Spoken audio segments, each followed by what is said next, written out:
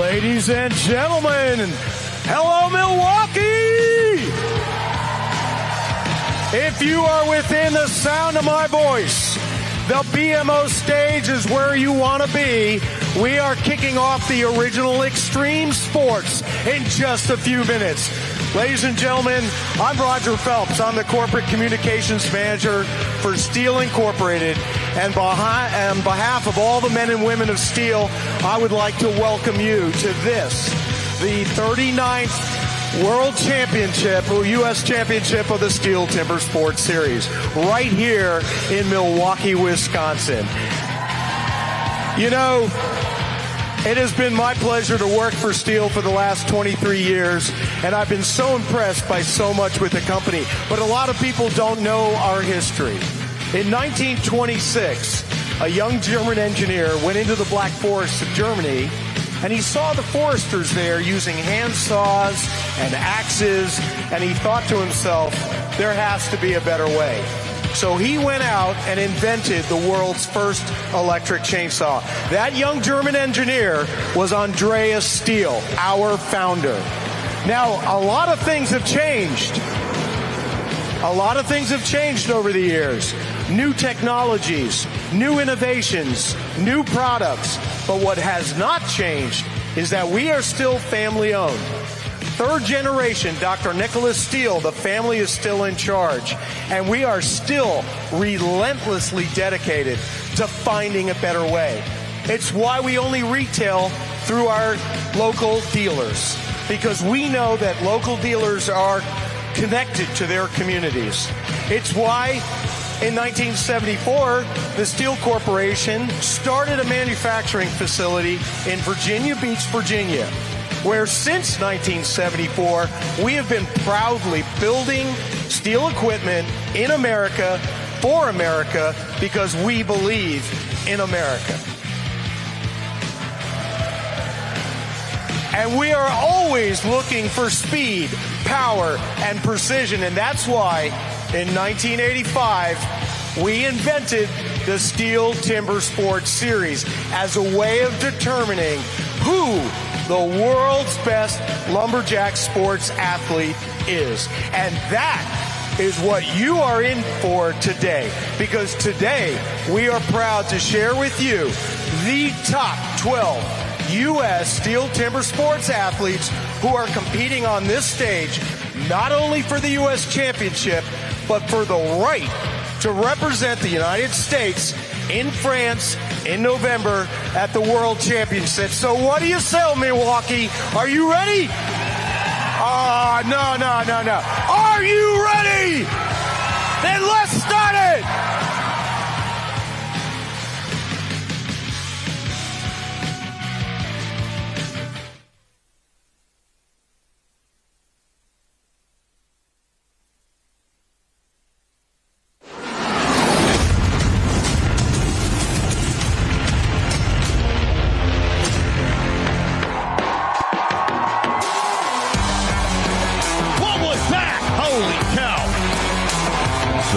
Lumberjacks in the country have landed here.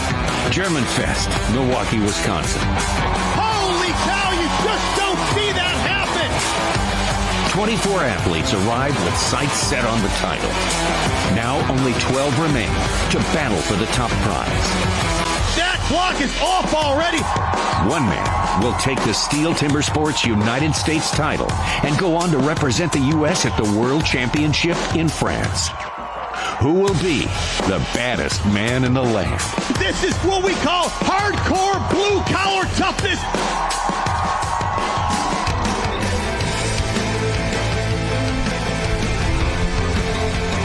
Hey everybody, welcome to Milwaukee. Our live coverage begins right now. The 2024 STIHL Timbersports U.S. Men's Championship. Yesterday, 24 hopefuls arrived on this stage here, fought their way through 3 qualifying pools, and now we have our 12 who will shoot for the championship today.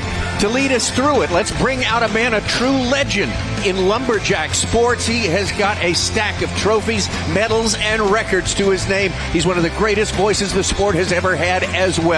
Let's hear it for the one and only Super Dave Jewett.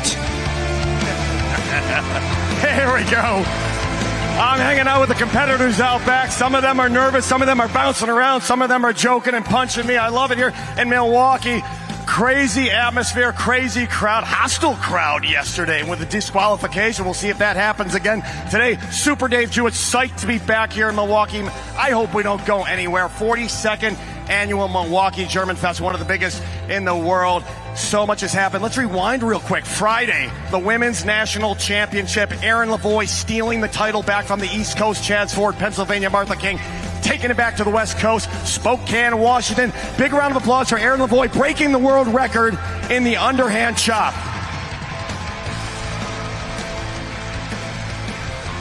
I feel like Roger did half my job for me talking about what you're about to see. 12 athletes out there. They've earned their positions here. There's 6 events you're about to see. 3 chopping, 3 sawing. 3 of the athletes out there broke the world records on this stage. Dave Jewett, Super Dave Jewett, I earned the name. Competing in timber sports for over 25 years. I'm going to be calling it for the boys upstairs, but I'm going to have a little help from my good friend, Dave Johns. Dave.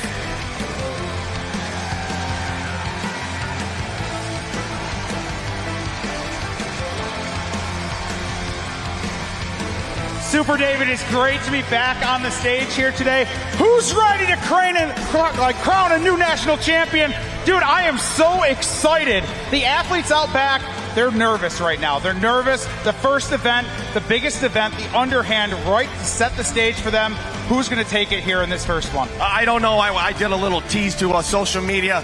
I gotta give it to Jason Lentz based on just consistency, his rock-solid face going into the hot saw, his single-bucking ability. But we can't leave out these 2 guys up top. They're going to be calling it high in the sky. Crosscut world record holder Kevin Holtz and the golden voice of Tommy Sanders. Hey, thank you so much, Super David. And Kevin Holtz, you know, I think you'll agree, I think we'd all agree, this field is stacked with accomplished athletes at the top of their game right now, top to bottom. But of course, in fact, we've already started. Of course, we're going to speculate on who is going to move the needle the most. Give us your ones to watch. Yeah, well, my ones to watch is a long list because we've got one of the deepest pools of talent that we've ever had here at the National Championships. Of course, we'd be remiss. We've got to start with our 7-time U.S. champion, Matt Koger. He has been focused. He is absolutely queued up this year. He was not our 2023 champion, though, and that says a lot. I feel like that puts some extra pressure for him to move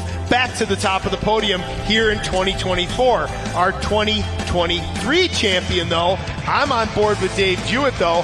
I am watching Jason Lentz this year. I feel like he is fit. He is mentally sharp. He is just cued in. I loved what I saw from him in the qualifying rounds yesterday, and I just feel like he is focused and ready to go. But we have a pile of competitors that have been on the podium and past champions that are really just all right there. Number 1 on my list in terms of other guys ready to take the top seat is that guy right there, Matty Slingerland. He has been so close so many times, it drives me absolutely insane. He does not have that gold medal around his neck yet. Watch for Matty Slingerland. He's looked exceptional here in qualification.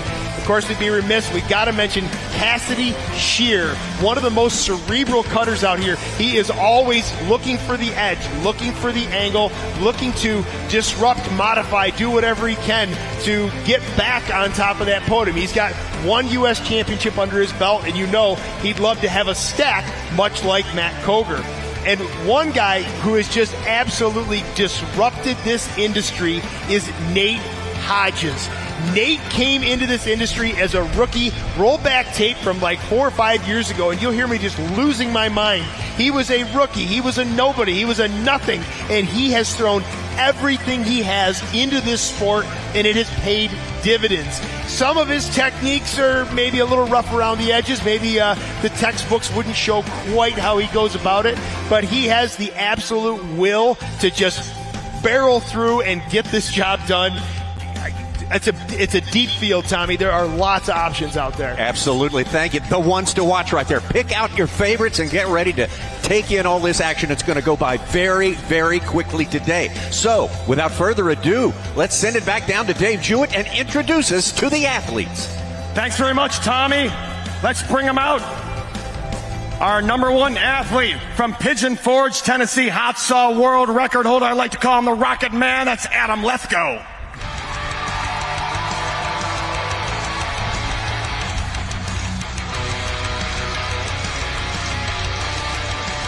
Coming to you from Polkton, North Carolina. Looks like he's chiseled from stone. Let's hear it for Logan Scarborough.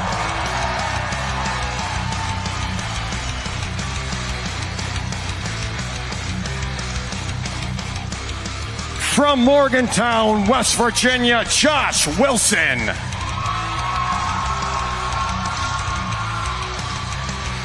Your local boy and fan favorite. Let's give a big yo-ho from Hayward, Wisconsin, Cassidy Shear.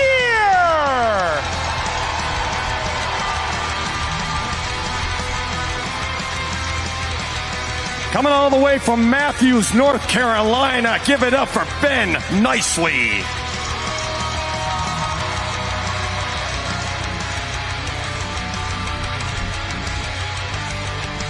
Dark Horse Canada of the day from Sheboygan, Michigan. Let's hear it for Dakota Robarge.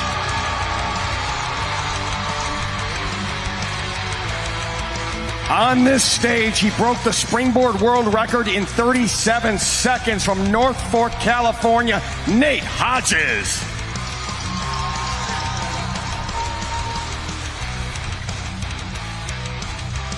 But your current world record holder, breaking it at just over 35 seconds from Toll House, California. Let's hear it for Walt Page.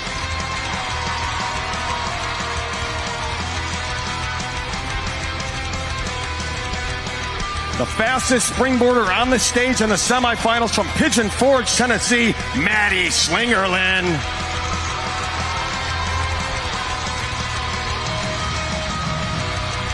In his first national championship from Walpole, New Hampshire, let's hear it for Trevor Beaudry.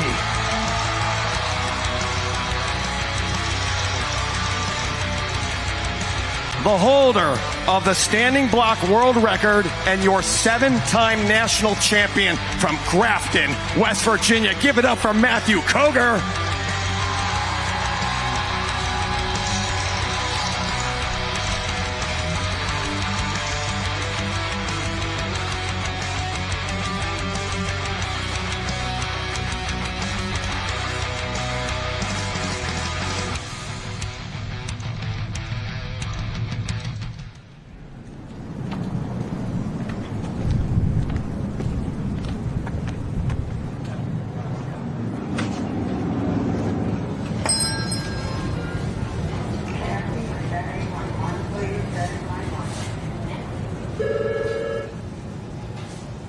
Hello, I'm looking for a chainsaw. Well, you came to the right place. This is our chainsaw display. This one here is the good starter. I'm looking for something a little bigger. Well, what are you cutting? Logs. Okay, go time for Jason Woods. He can pull this off this time as well as this race. I want that one. This one here we recommend only for trained professionals. That'll do. Thank you so much for stopping in. You have a great weekend. Is there anything else we can help you with? Where's the BMO Pavilion? It's downtown Milwaukee. Thank you.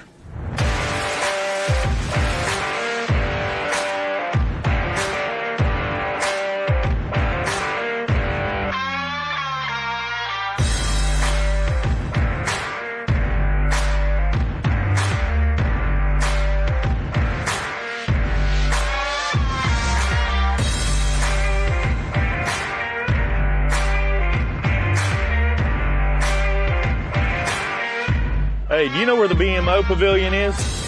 Do you know where the BMO Pavilion is? I'm not from around here, buddy. I don't know. Hey, can you help me find the BMO Pavilion? I'm not real sure where I'm at right now. Hey, excuse me. Do you know where the BMO Pavilion is? Yeah, it's that way.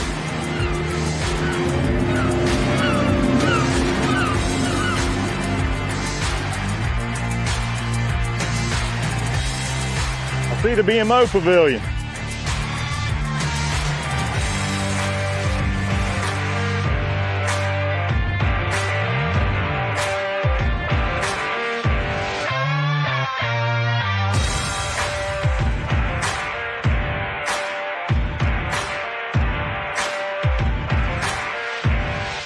There's got to be a better way. Here's my gator. That'll do.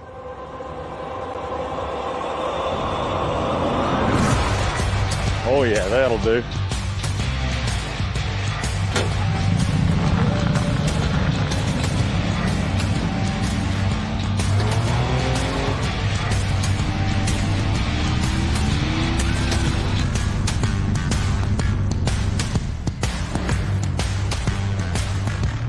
I made it. Let's win this thing.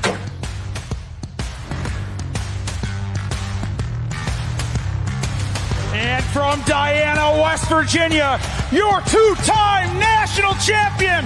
Let's give it up for Jason Lentz.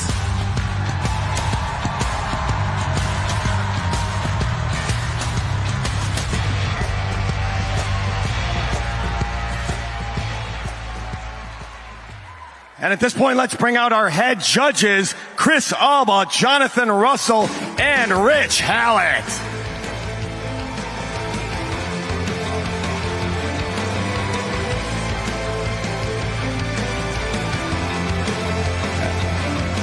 And at this point, ladies and gentlemen, please rise if you are able. Remove your hats for the playing of our national anthem.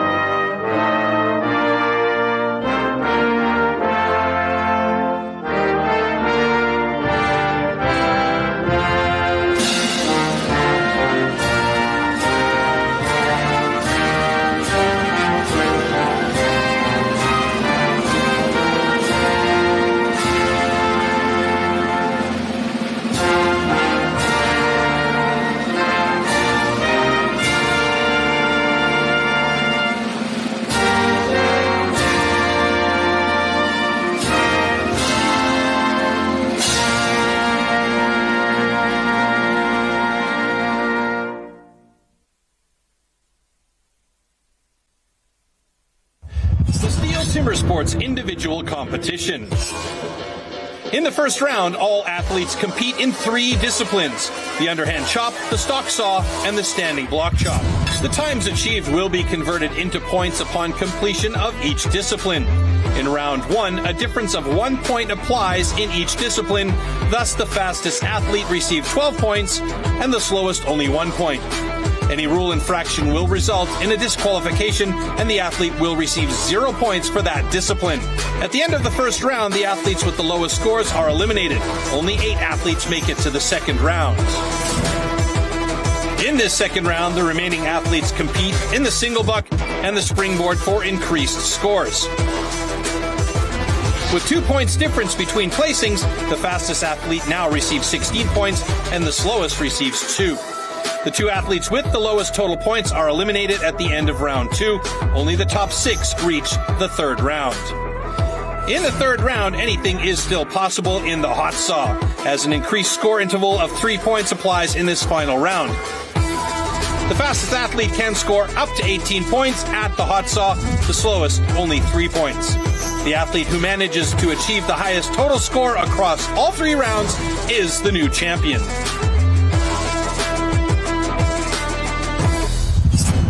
First heat of the underhand chop. Give it up for Adam Lethko and Logan Scarborough.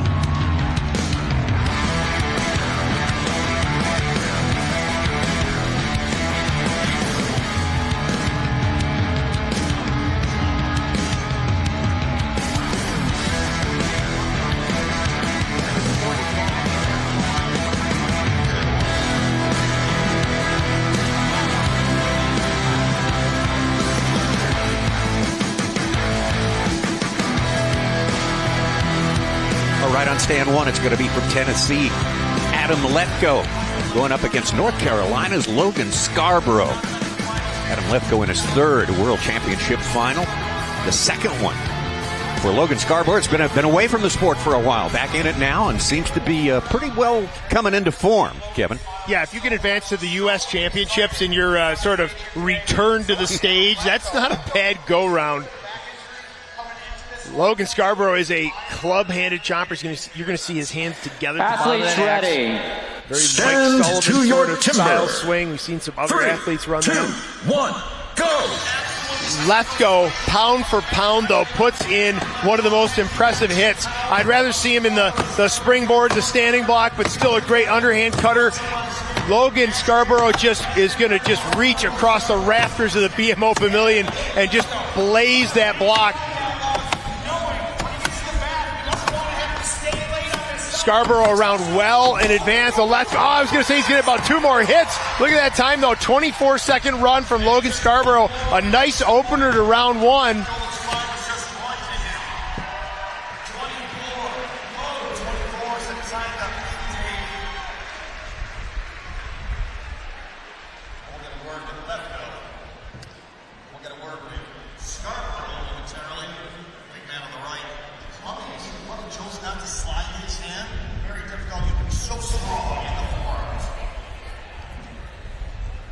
Both cuts are good.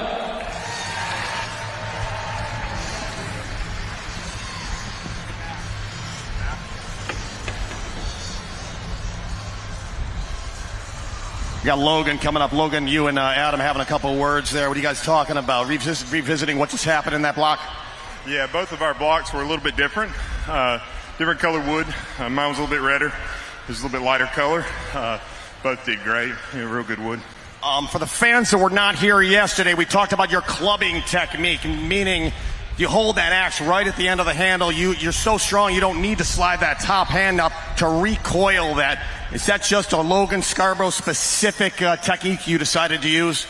I don't recommend it, I'll tell you that. But I started it years ago when I was a little bit stronger. So I'm moving my hand a little bit nowadays to get it back up, but not much. Congratulations back in the finals. Last time we saw you was 2015. Gotta love being here in Milwaukee, buddy. Absolutely. Glad to be here. Thanks, Logan Scarborough. The time to beat, low 24s. Well, here's a look at that technique from Logan Scarborough as he goes to work on stand number 2 over there. The hands just stay right. Well, actually, I'll call him on that, though. I think he's sliding his hand more than he thinks he does. When that axe sticks, it takes a little extra effort to wrench it out of the block, and I saw him slide his hands a little bit. So maybe this is a technique he is willing to re-examine. Gets that turn, a bit of a grain running out of that block. You see his opening blows draw kind of a funny chip. There's a bit of a hang-up again. We mentioned this is sort of a return to the sport for Logan Scarborough. We first met Logan in the collegiate series. He advanced to the professional ranks, kind of pulled back a little bit for work and family, and now is trying to strike that happy balance where he can do both. Well, Logan Scarborough, big-time college star 10 years ago at North Carolina State, NC State, now back in the pro level again since 2015 for the first time in the championships. Opens up, as Kevin said, with a great time, 24-11. Good to start. Adam Lefkoe, a time of 32.78 officially. Second heat of the underhand chop, Josh Wilson and your local boy from Hayward, Wisconsin, Cassidy Shear.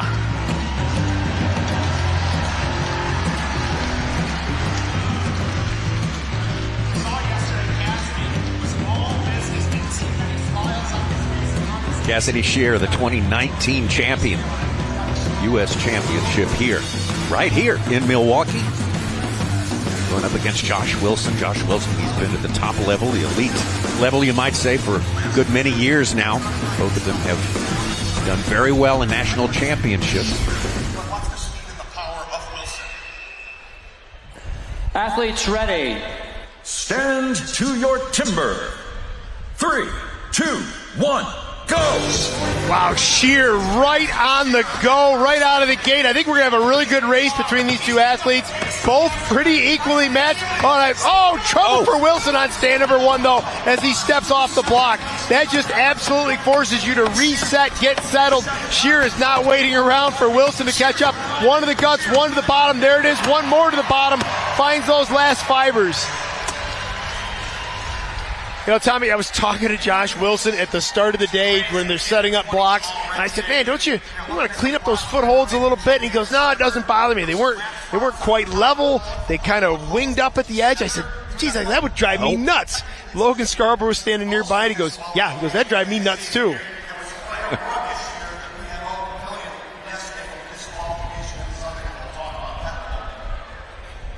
Both cuts are good.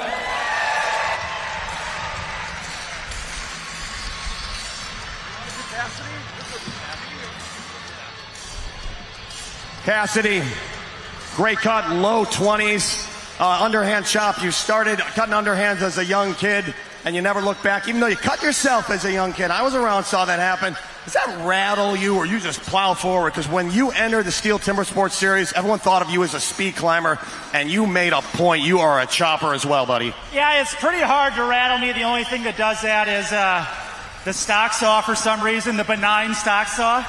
But yeah, that's decent chop. I think I got a harder log. We'll see if that holds up. I cut it to the best of my ability, and I had fun, and I'm just happy to be here, Dave. Great to have you back. A big fan base for Cassidy Shear. We love it. Here's a look at that last heat. There is Josh Wilson on the near side, and you can see he steps on the center of the block and then steps on the edge with his right foot. And you know what? I'll fight Josh Wilson on this one. Not physically, of course, because he snapped me like a breadstick. No. But those footholds need to be level. If you're on your heels on one side and on your toes on the other, it's going to do what that just did, and it's pitching you off the block. Cassidy Shear, though, calm, cool, collected. A very Dave Jewett-esque turn. Very clean on that turn. Nice pattern. Spreading the hits out. Draws out nice big chips. And predictably goes 3 drivers down that back face. Nice clean cut for Cassidy Shear. Cassidy Shear's official time 20.45. Josh Wilson 24.80. So a lot of crowd support here for the son of the state of Wisconsin as he moves into the top spot in the underhand. All right. Third heat, underhand chop. Let's bring him out. Your 2-time champion, Jason Lentz on position 1. Ben Nicely on position 2. Oh, he is the defending champ, and he is on the top of everyone's mind. Everyone who's speculating about who might take it all today here in 2024. Jason Lentz on stand number 1. Ben Nicely on stand number 2. Ben Nicely of North Carolina has had a good experience throughout his career. He has been here plenty of times and has qualified, I think, now for his 4th time in the U.S. Championship final. Athletes ready. Stand to your timber. 3, 2, 1, go! Well, this is our first look at our 2-time and current reigning U.S. champion. See how he disassembles this underhand chop. A little bit of a slow turn. He kind of gets his equilibrium set, but doesn't really just spin and turn back into the backside of this log. Ben Nicely's got a great chop going. He's not going to be able to catch Jason Lentz. There it is, a 20. Oh, he came pretty darn close, though. Jason Lentz showing a 22 as his unofficial time. There's some fractions there, though, to save for Jason Lentz. I'm not sure. He seemed like he spun quick, but then had to sort of pause and pump the brakes a little bit on that as he went to open up the second side of this log.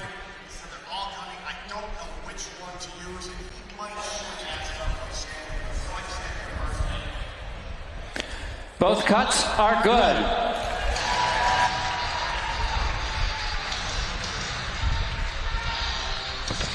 So let's get Jason real quick. We'll do it super quick, buddy. You know, we were just talking about I was watching you test axes this morning. You got boxes of axes. You got your buddy Lawrence O'Toole from Australia helping out. Mike Esch. Everyone's looking on saying, Jason, which axe will you choose? And you said, I don't know. They're all good.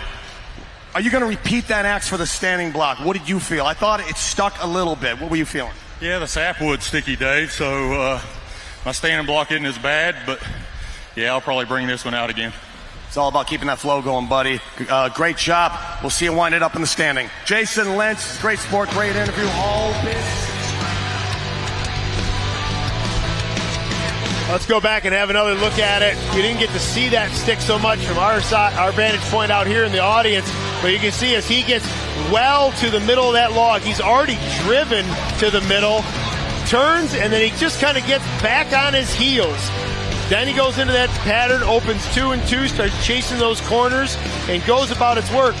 I agree with Dave, though. I don't know if that axe really liked that block, didn't open it well. He did talk about the sapwood on the outside, that it does play a little bit different compared to when you get into the heartwood in the middle of these white pine logs. So if he has a little bit different look in his standing block, bring the axe back out, try it there as well.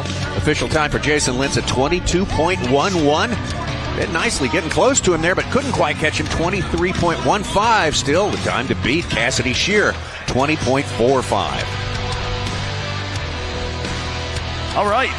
This is going fast. 4th heat already. The new guy from Sheboygan, Michigan, Dakota Robarge, and his opponent, Nate Hodges. Well, if you've been following this series for years, it's the first time you will see Dakota Robarge in this final here. He's been competing for a while, but hasn't really made it all the way to the final day before, but he had a great job in his pool yesterday, so he is going to be trying hard to keep that momentum going through the day, going up against Nate Hodges. That's going to be a hard man to beat anytime it's axe in hand. Yeah, we talked about Logan Scarborough being a club-handed chopper. Nate Hodges is the same and even chokes up on the axe even more. Little short handle, just tons of power. Timber. 3, 2, 1, go! You can see how short that handle is for him, how close his hands are to the head of the axe, but he is just pistoning that axe head into that block. Just absolute horsepower, sends it right to the maker's mark. Robarge has got a good cut going. You see that axe hang a little bit. He is putting a better technical cut in, but just can't match the horsepower of Nate Hodges. 1876 showing on the unofficial time, and it just shadows over that run by Robarge, who still is posting a 22-second time, which is up there with the top athletes.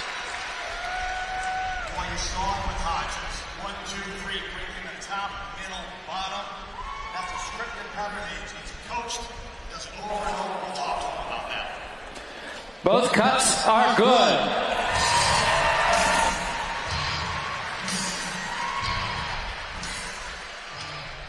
See Hodges right here.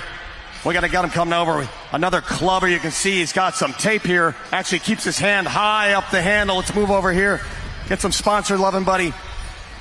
Flying. What I paid attention to was your last 3 hits. Top, middle, bottom. And when somebody's yelling at you, they'll say, break it off. Top, middle, bottom. You did that 1, 2, 3. And it came off. The plan came together, buddy. How'd you feel? Yeah, Dave, we got to move fast, but at the same time, we got to do things proper. And, there's a lot of things happening in a short amount of time right there. And that was my plan. I knew the wood was good enough. I was like, she's ready to drive. So, yeah, you break the top, you hit the middle. That's your Matt Koger, and then you 1-2 the thing and it falls off, but I wanted to be safe about it. 1, 2, 3 down, and she came right off. Great job, Nate. Catch your breath, buddy. 18.49. New leader. Nate Hodges set the time to beat, and this guy does things that I would never even do myself. I can't put myself in his shoes. The strength of Nate Hodges. The front side of this block has a tiny little face, totally beat out. Just a really small target when you get to the backside to drive through into fresh air. But he just drives it. He breaks wood, stuff that just any other competitor out there, or nearly any other competitor, would be struggling to drive through, and he just snaps timber. Nate Hodges spent a lot of time on the pedestal throughout his last 8 years here. Will this be his year to break through and get the goal? Look at that time. Great start. 18.49 takes over the lead. And Dakota Robarge, yes, keeping that momentum going from yesterday. 21.96. He's in third.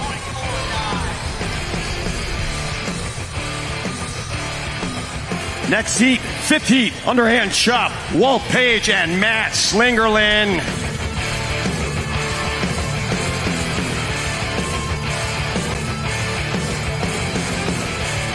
Matt Slingerland, another athlete who spent a lot of time on the podium in this event through the years here, but never yet. Like Nate Hodges, he has not achieved the top spot. So will he break through this time? He's looking forward to that. He's had to fight his way back from a little bit of a slow start in the pools yesterday. Going up against Walt Page, well known as a great chopper. He's been around for a while. With the definition of accomplished veteran here. He has not reached the podium here, though, interestingly enough. Ready. Stand to your timber. 3, 2, 1, go! Matty Slingerland, we saw him struggle with a couple disciplines in qualifying, as you mentioned, in the semifinal round. Let's just hope that he got all that behind him and it's clear and focused. He is around. Boy, that axe is just floating in and out of that block. No hangs, no sticks. He's a little bit pinched right now. Went to the middle. Oh, I think that was more driving than he wanted to do, but a 19.85 is an awesome time. There is time to gain in that block.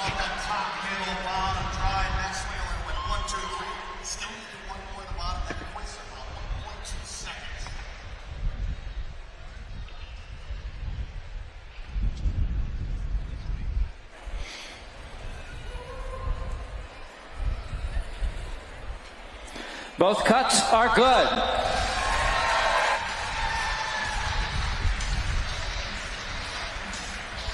Talk to Matt Koger here about his chop. Matt, you know, I know you've seen a lot of the guys sticking on their second hit. I think some of it is they turned too early to do their chip hit. It looked like you held a fair amount of blade out the top, bringing the bust in and blowing that top chip in. It was beautiful. I didn't see any sticking. Is that something you work on? It's really more than the axe. It comes down to the operator, doesn't it? Yeah, you don't want to rush the first 4 hits, Dave. Get those in good. It sets you up for a good chop. We got a good lube strategy as well on the axe, so it's been working. Just try to keep the pace, hit it hard. Great job. Unofficially, you're in second place. We're waiting for your official time. Big round of applause for Matt Slingerland. On the front side of Matty Slingerland's block, he had just a little wing of wood, a little bit of uncut wood. It's one of the toughest things in the world is to reach way down. And you see there, that last hit that he did, that driving hit, you could see his wrist extend a little more, and he whips the nose of that axe around, going after that last wing of wood. Now he's got a lot of wood on the bottom on this front side, and he had to go back one more time. There it is for that extra hit at the bottom. Now you got to keep in mind, Tommy, that's a second and change that cost him, and that may have been the difference between finishing second to Nate Hodges and maybe getting the best of Nate Hodges. Well, second it is. There's his official time, a 19.60, and Walt Page, good time as well. Just edges out Dakota Robart for that 4th place spot there with a 21.72. Final heat of the Underhand Chop. Trevor Beaudry versus our 7-time champion from Grafton, West Virginia, Matthew Koger.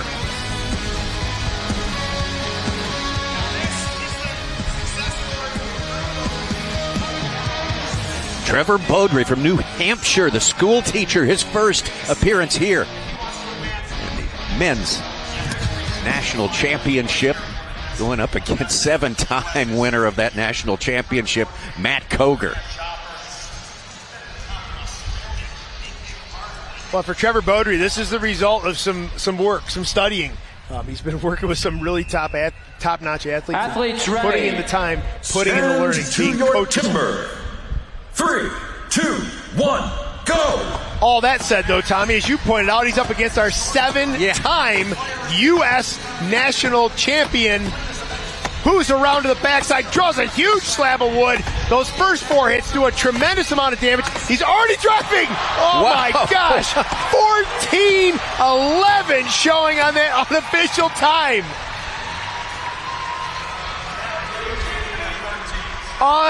Unbelievable. I mentioned this at the start of the show, Tommy. I said, he wasn't our champion last year. I wonder if this is going to put a little extra fire in his belly. That we may have just seen the first flickers of flame in this underhand chop. I think it's yes. Both cuts are good.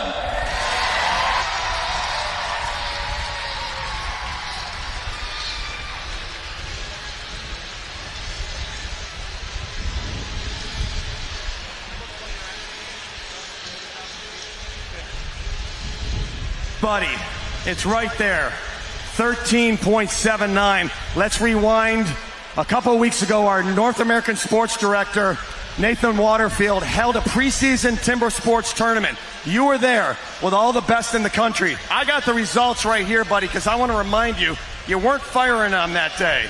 You were 20 seconds. I want to know what your thoughts were about that tournament. These are the results right here, Matt.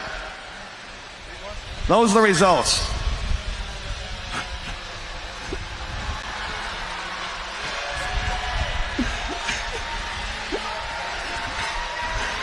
A man who lets the axe do the talking for him. That's just how sharp those axes are. He said, I don't want to hear what happened 2 weeks ago. This is what happened today. 13.79. I love the pace, buddy. I love the smile on your face. Enjoying the stage today. Great job. Thanks, man. It's great to be up on the stage and be able to perform and do what I do here best and do it in front of you all. It's so fantastic. Congratulations, Stock Saw. Get that heart rate down, buddy. Stock Saw coming up next.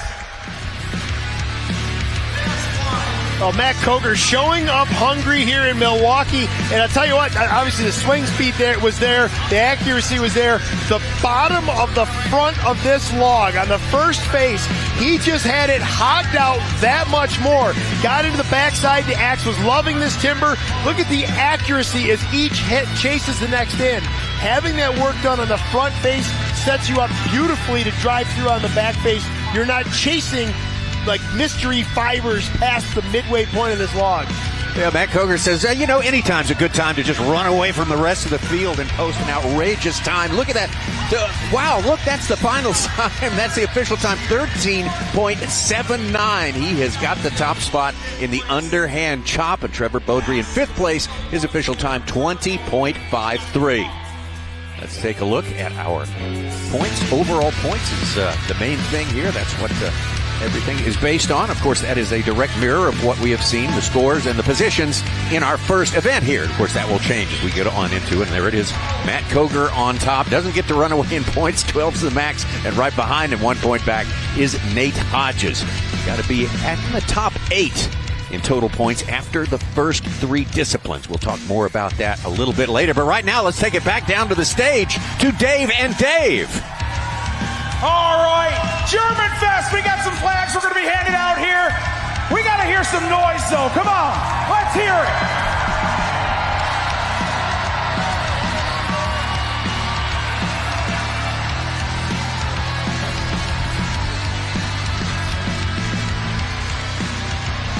All right, come on. I know it's a little early. We were up late last night, but let's hear it. Let's hear it.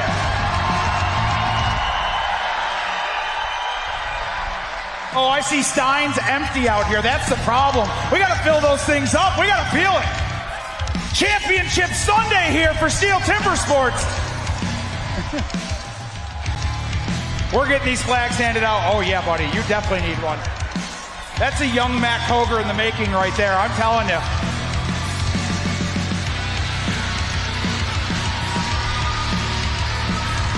You guys got to be waving them. Got to be waving them.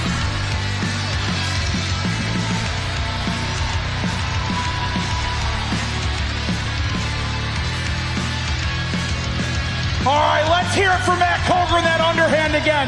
Just over 13 seconds. You kidding me? Let's go! Let's go! Let's keep hearing it. Let's see those flags. Where'd those flags go? Where'd those flags go? USA. I heard it up front. USA. That's right. USA. USA! USA! USA! USA!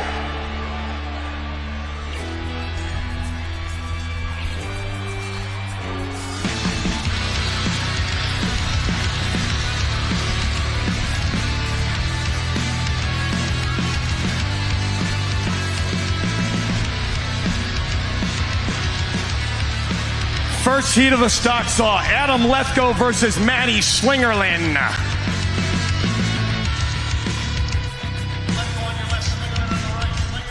On the left is Adam Lethko. Adam had a terrible time of it in our first discipline. The underhand chop looking to claw back some points here in the stock saw, or saw him back, I guess you could say. Matt Slingerland, good job. Good outing in the first discipline. In the underhand, he stands in third place in points.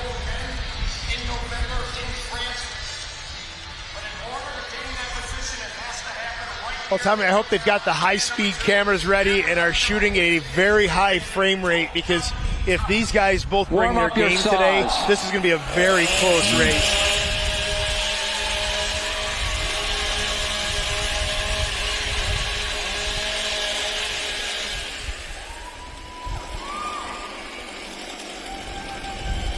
Athletes ready. Stand to your timber. 3, 2, 1, go! Slingerland struggled mightily in the stock saw, which is just uncharacteristic for him. Stuffing the chain break yesterday. He is back in action today. These guys are neck and neck. Lethko a little advantage coming up through the top, and Lethko's going to come out with a win in this heat. An 11:56 shown as the unofficial time. This is where Lethko plays the disruptor a bit, stealing away some hard-earned STIHL Timbersports overall points. Judges are taking a look at the work of Lethko and Slingerland, making sure that they've got their cuts in place.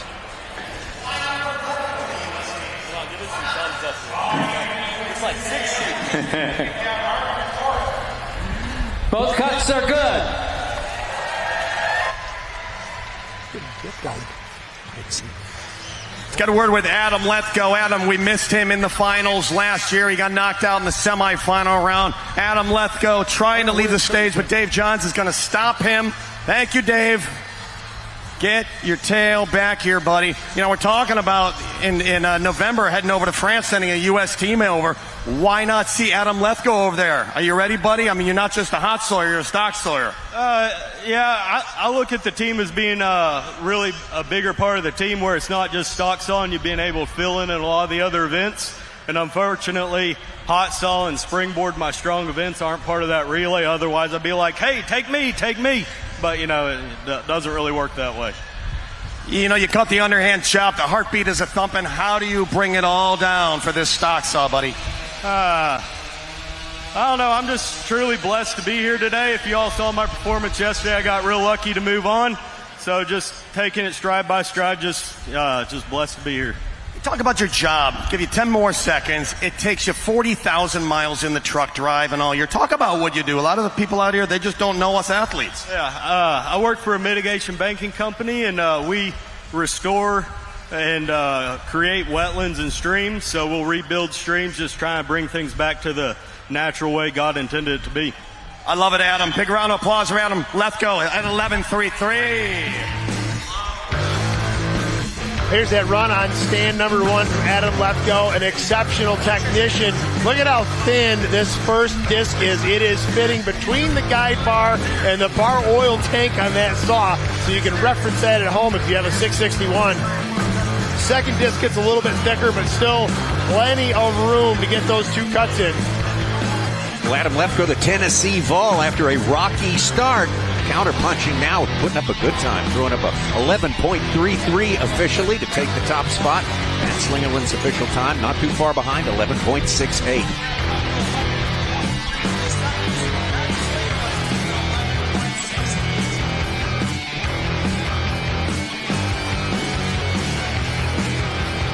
Second heat of the stock saw Trevor Beaudry and Josh Wilson.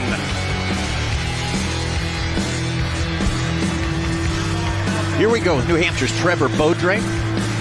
In our second discipline, the stock saw. Stand number one, going up against Josh Wilson. Josh Wilson didn't get the start he wanted in the underhand as well. Had a little bit of footwork problems there.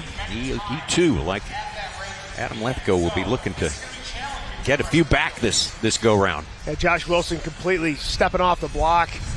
Just looked off balance. A little out of control after that turn. I would have anticipated the underhand would be one of the times he could pick up some points. And now he's trying to work out of the deficit from the underhand. So, in ancient history, at this point, he's just got to focus on this stock saw. This is such a cerebral event. these guys study every stage of this discipline. Athletes ready. Stand to your timber. 3, 2, 1, go! Both these guys very quick to the wood. Little presentation difference between the two of them. Advantage Beaudry at the switch. Wow. Josh Wilson did an awesome job reeling Beaudry back in. Beaudry stopped and do a push-up real quick. I think he was just checking that line.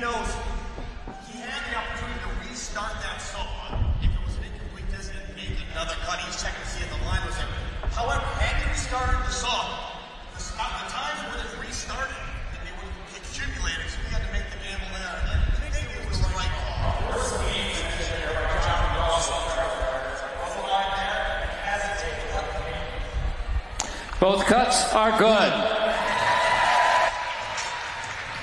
Well, just a slight mishap. You're going to watch the exchange for Trevor Beaudry. Trevor, watch the exchange here. It's looked like you fed it in a little wobbly, and then you had to regain your angle there. Talk about that. Did you feel that on the exchange? Oh yeah, for sure. I don't know what happened. I usually come down, and the back handle goes against my leg, comes right before it hits the bottom, right out, right back in. On that cut, I missed my leg, and it was just floating in the air, and I'm like, well, I gotta go. And I could tell it was right there on the line, but you can't reshoot it, because if you cut the line, you already cut the line, so you might as well just keep cutting and hope for the best. That's why you saw me hit the deck when I got done, and thankfully the line was there. I touched it, but it was still there. A little trick you may have picked up from Matty Slingel. Right before you go, you lick your lip, put your little saliva mark on the top handle. Totally legal. What are you aiming at? Well, the idea is to pick the saw up level, and to do that, you want to hit the center. So I do that same thing. I put that little mark there, and that gives me something to focus on. That's what I'm looking at, and my hand's going down, and I'm trying to hit dead center in the middle and pick it up from there. That's all I'm looking at, because I want to be quick. So to be quick, you got to be accurate. So I was nice and clean in the first cut, and then I screwed the second one up. Well, we just need you to be quick in the standing block to have you move on. Great interview, Trevor Beaudry. Here is that run for Beaudry. He nailed his mark. He's got a little blue mark on the top of that log for his first cut, and he nailed it. Second cut, though, gets way over to the outside. It is a thick disc. He does get it straight, gets it come up through there, and quickly drops down to have a peek.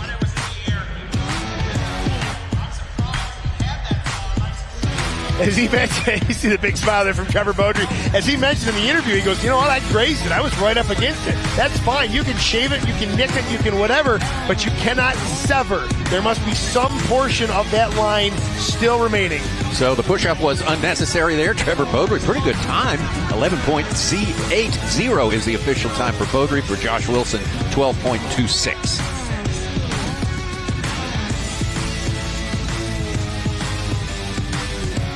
Third heat of the stock saw, Ben Nicely and Walt Page.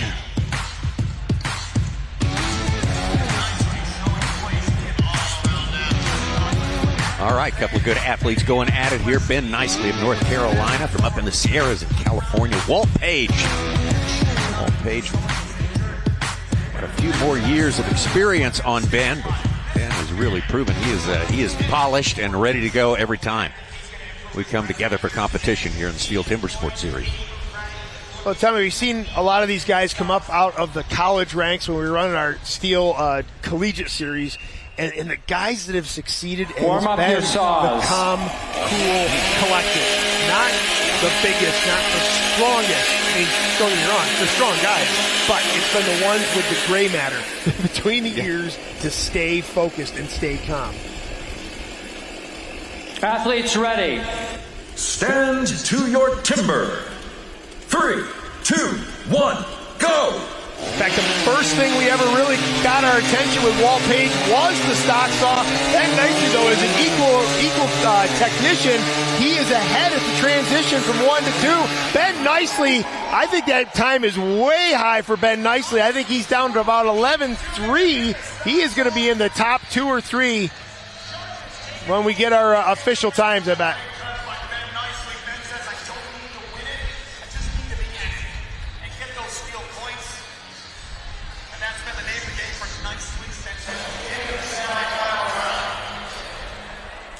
Both cuts are good.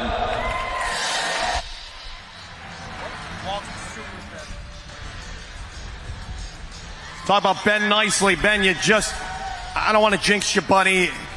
You haven't made a mistake. Keep it going. I said yesterday, I'm rooting for you. You just are consistent. And it looks in your mind like, I don't need to win it. I just need to go to my ability. Trying to go beyond it is trouble. You're being Ben Nicely. Keep it going. How'd it feel? It felt great. You're right. I mean, all I can do is my best, and that's what I'm trying to do. Awesome. Talk about that cut. It looked flawless to me. Thin to win, and great exchange. Great throttle response, fast to the wood. Yeah, after the underhand, I knew I needed to make a good cut, and that's, clear your head, go up there and run the saw like you know you can. You got a massive swing in the standing block. That's coming up next. Keep an eye out for this guy. Watch how big he swings the axe. Ben Nicely, congratulations. Great stock saw run. Keep riding that wave, buddy. There's Ben Nicely up to the block. A very nice, straight, thin cut. It puts less side pressure on the chain when it's a nice, thin, sort of flimsy disc. But you also run the risk you're going to break that thin disc. Look at all the real estate he had left. He had plenty of room for a third or I don't know, you can maybe sneak a fourth one in if those first two were a little bit thinner. Great run from Ben Nicely. Anytime you knocked out Walt Page in a stock saw event, you're doing something well. Look at that. Ben Nicely sitting second place right now. Yeah, 11.47, his official time right there. And Walt Page, not a bad cut, but he's down in 5th place with a 12 seconds even time.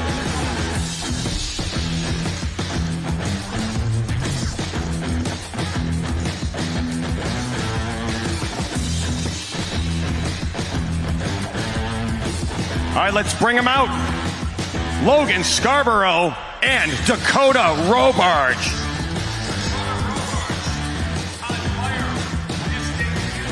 Going to be Logan Scarborough on the left there, going up against Dakota Robarge. Dakota in his first national championship final here. Had a good time, working his way, fighting his way through the pools, and got a good start to the day. Top 4 in the underhand chop. Logan Scarborough back after almost a decade's absence from this event. Warm up your saws.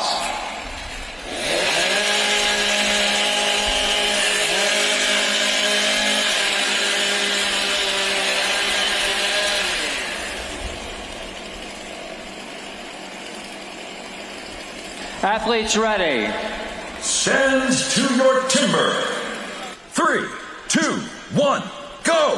What a weekend for Dakota Robarge as he steps to the stage. His first time on the STIHL Timbersports stage, straight to the championship. These guys are neck and neck at the switch. I'm a little concerned. Robarge shoveling his feet there a little bit at the bottom of his first cut.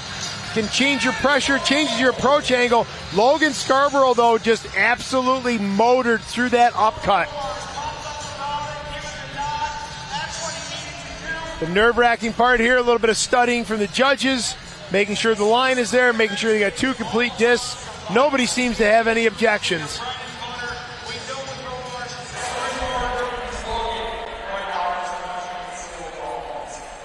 Both cuts are good.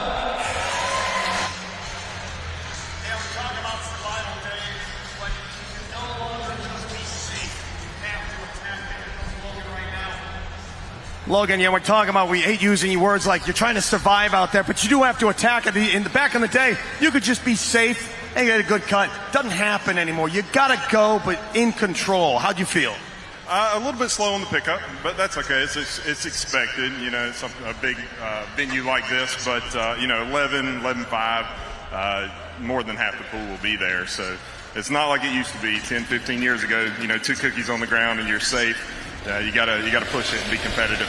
Great job in the 11s. We're waiting for the official time, Logan. Great cut. We'll see you in the standing block chop in just a moment. Here's a look from Logan Scarborough. Got a little bit heavy on that first cut. Bit of a thick disc. You can see as he's coming down through there, taking up a good portion of the wood. Gets it nice and thin, in line, doesn't panic, stays calm and cool. Very fast return trip to the top of the log. Able to best Dakota Robarge. And again, I'm on Logan's team. If you're in the low to mid 11s in this wood on this stage, you're doing all right. We are filling up the 11s here, that is for sure. Take a look at the leaderboard. Logan Scarborough, his time officially 11.50. That lands him in third place. And this is what we should be seeing. This is what we have seen in the past. You can throw like a virtual blanket over most of the field, and they're all within a half a second of each other, a couple tenths of each other. And this weekend, I don't know, the stock saw gods were not smiling on this stage. There's been a lot of chaos, a lot of pandemonium. But these guys are they're dialed in today, I should say, and it seems like the times are starting to center themselves. Yeah, Dakota Robarch, his time for fifth place, officially 11.78. So Dakota hanging in there. His interesting story continues. And he'll be looking to stay in the top 8 overall points after 3 disciplines. Fifth heat of the stock saw, Cassidy Shear and Jason Lentz.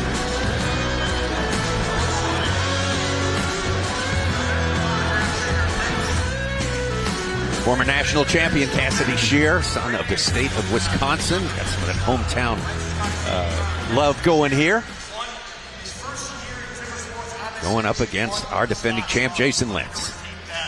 Yeah, our defending champ that is not sitting so pretty right now. No, that 22-second underhand. It could have been axe, it could have been block, it could have been in his head, it could have been a whole bunch of stuff. But again, file that away. Warm up your saws. Go back to it. Moving forward.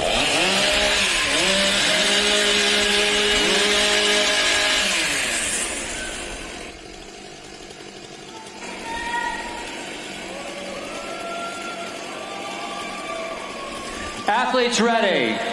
Stand to your timber. 3, 2, 1, go! This has got to be an exceptional cut for Jason Lentz, and Cassidy Shear also wants to grab as many overall points as possible. It's advantage Lentz at the switch. Cassidy Shear, though, quick up through the log. Oh. Wow, what a race between these guys. 11.92 showing for Jason Lentz. I hate to say it, that's not a bad time, but he needed better. Way better. He really needed better.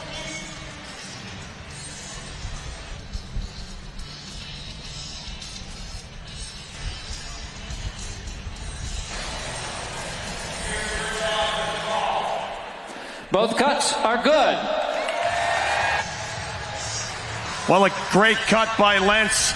Great recovery after the underhand. We'll get a quick word with him right now. Jason, hey, big guy.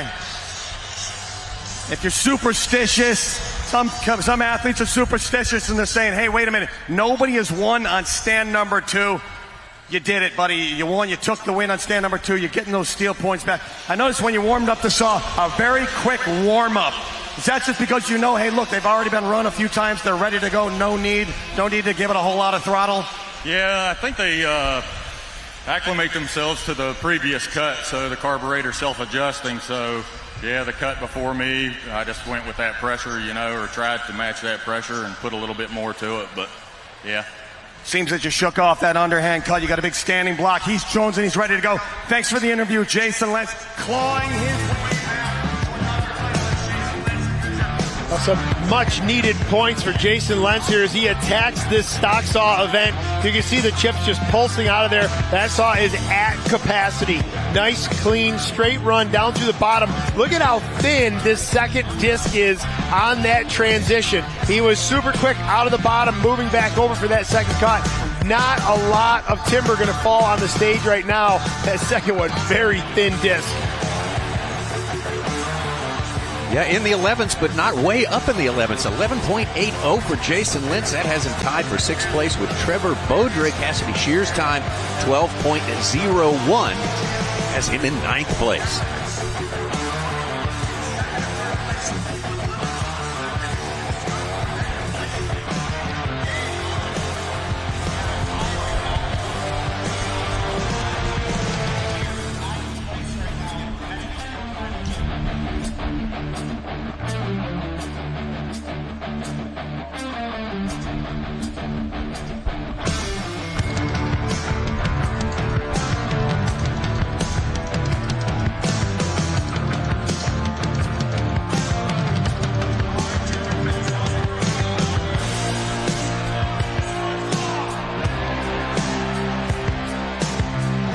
Here we go.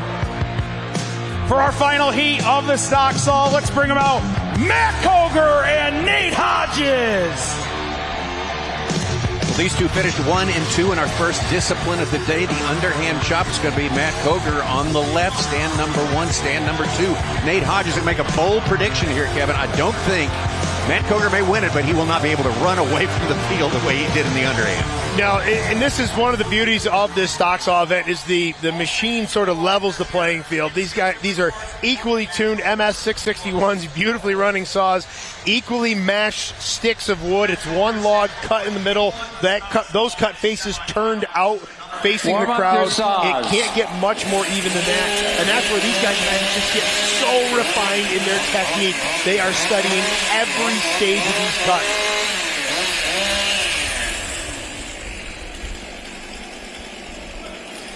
Athletes ready. Stand to your timber. 3, 2, 1, go! Ooh, that was really quick on stand number 2 for Nate Hodges. I don't know if he's pushing the envelope too much. I'll tell you what, though, Matt Coger's moving through the wood better. Wow! What a race! Just got him. Oh, my goodness. What a finish between Coger and Hodges.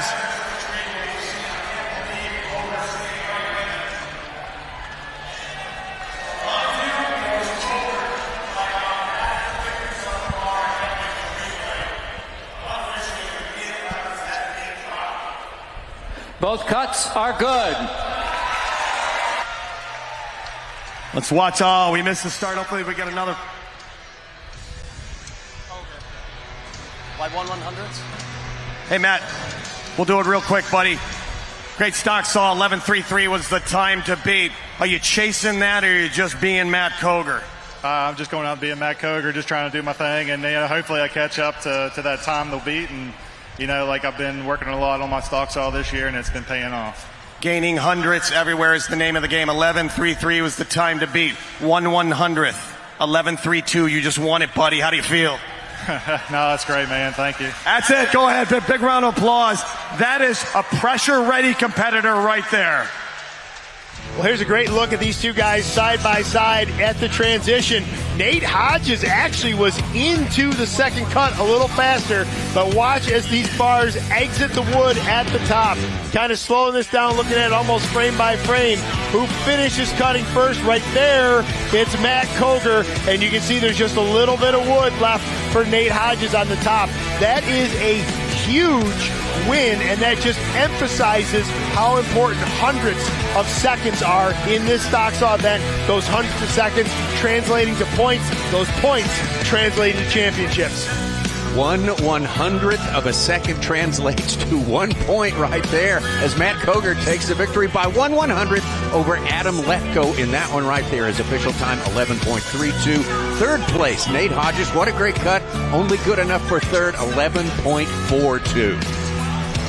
So now we have 2 disciplines in the books now out of our 6, and that's the way it stands right now. 7-time U.S. champion Matt Coger on top. Nate Hodges 3 points back from him, and we go down to 8. Of course, only the top 8 after our next discipline will remain to compete on, and we've got a tie right there, 11 points each for Cassidy Shear and Logan Scarborough. So we got a lot of things to resolve when we come back with the standing block chop. That comes your way just moments from now.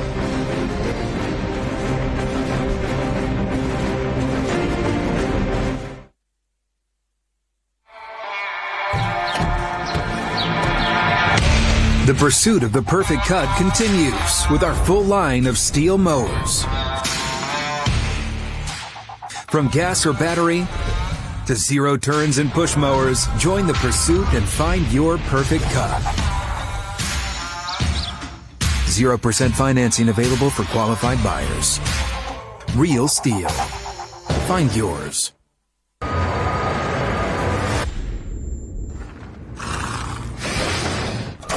Let's roll, let's go.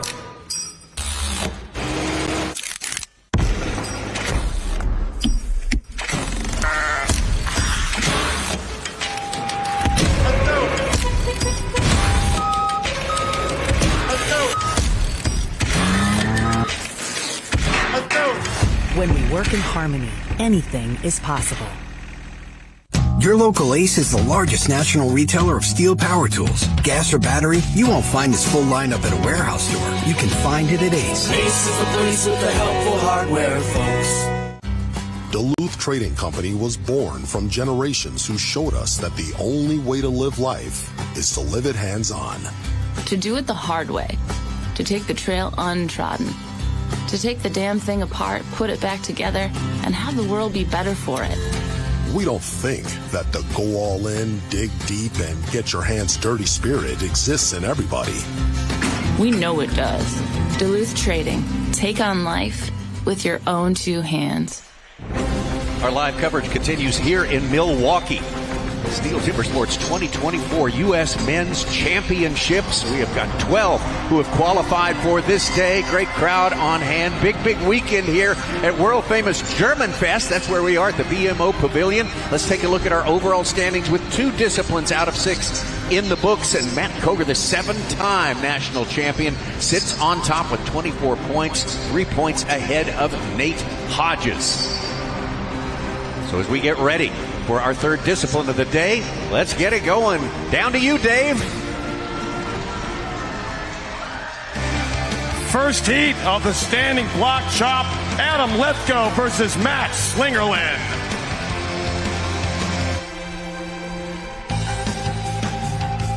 Well, there's your list. There's the heats as they stack up today. Adam Lethko first going up, as Super Dave mentioned.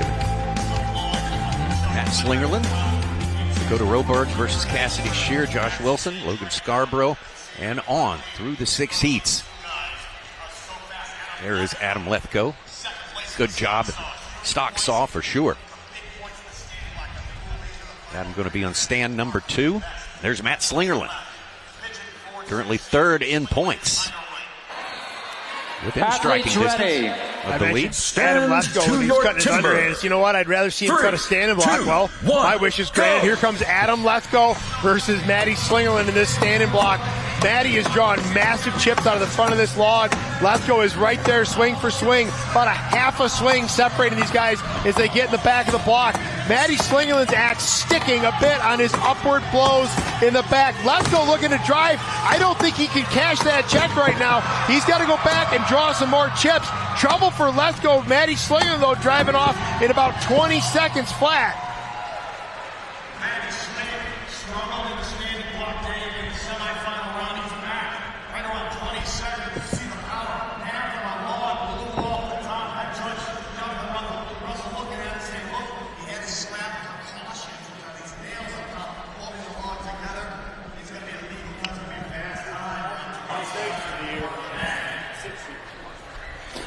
Both cuts are good.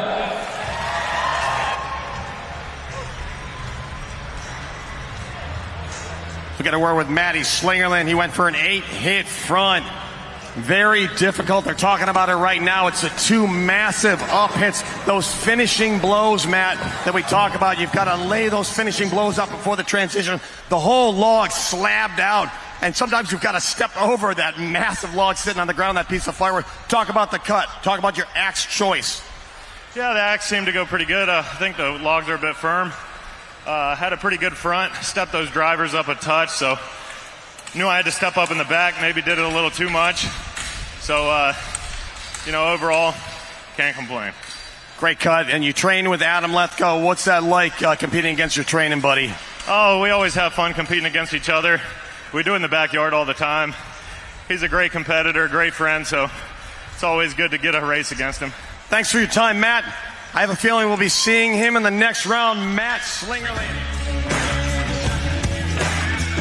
Here's that run from Matty Slingerland. Great look on the near ground as he goes to work on the front side of this log. I want to talk about the back side of this block, though. He mentioned he was up a little high on the front side, so he stepped up the back. Well, there's not a whole lot of real estate to work. By the time you get stepped up a few inches, you've run out of cuttable wood. He now has an overgrown springboard pocket going on in the back side of this log. Just applies the strength and drives through at the end. You see him shake his head a little bit. He knows the backside of that log could be cleaned up a bit. Matt Slingerland's official time now 20.43. Of course, he goes to the top here in the first heat. Adam Lefko's official time 25.70.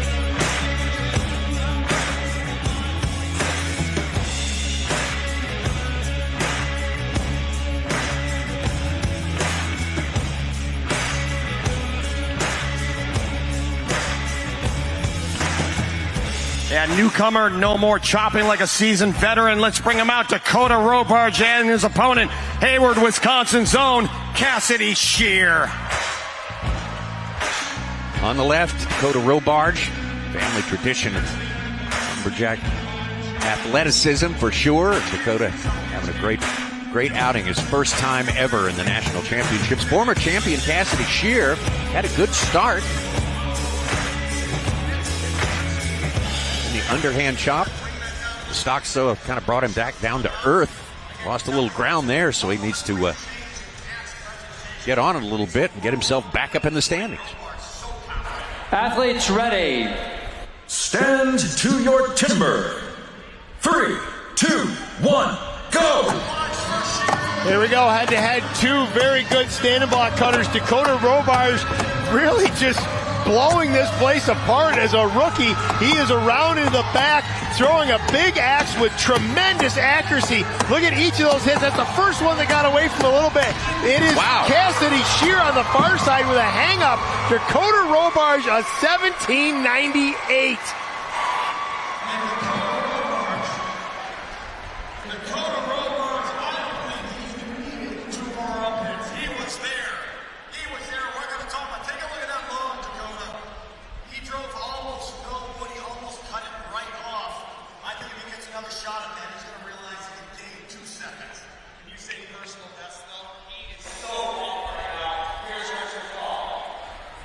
Both cuts are good. We're going to look at the replay with Dakota. See if we get that again. Dakota Robarge, your debut in Timber Sports. You made it to the finals. Awesome cut. You went to the backside. You put 2 up, 2 down. And you were there, buddy. I was going crazy saying drive it off. You made a safe cut.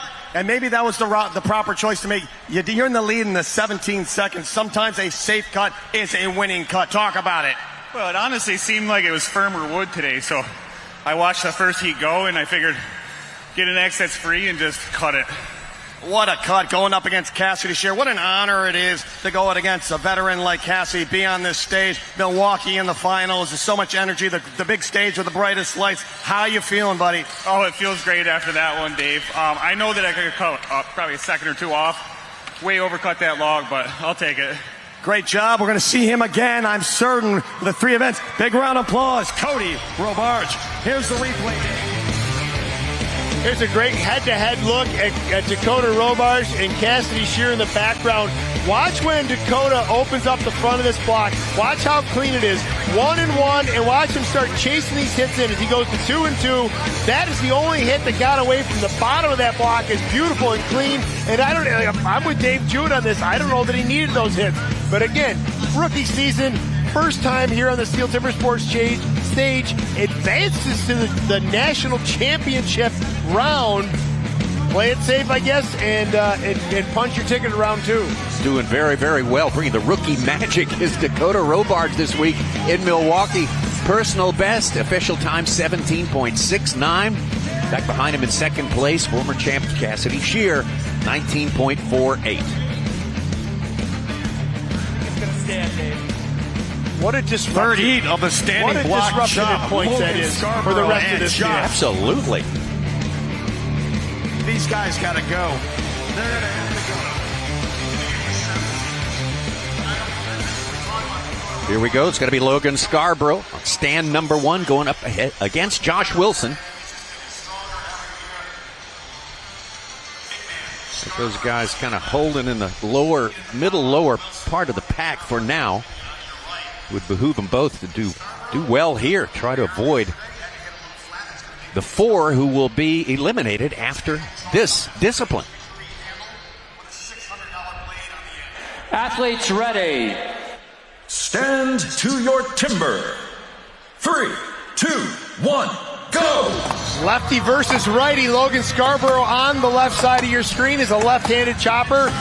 Josh Wilson not having a good underhand chop, wants redemption here in this standing block chop. Last chance for Steel Timber Sports overall points. Logan Scarborough, beautiful front face in this log, but Josh Wilson opened it up bigger. Logan Scarborough, 1873.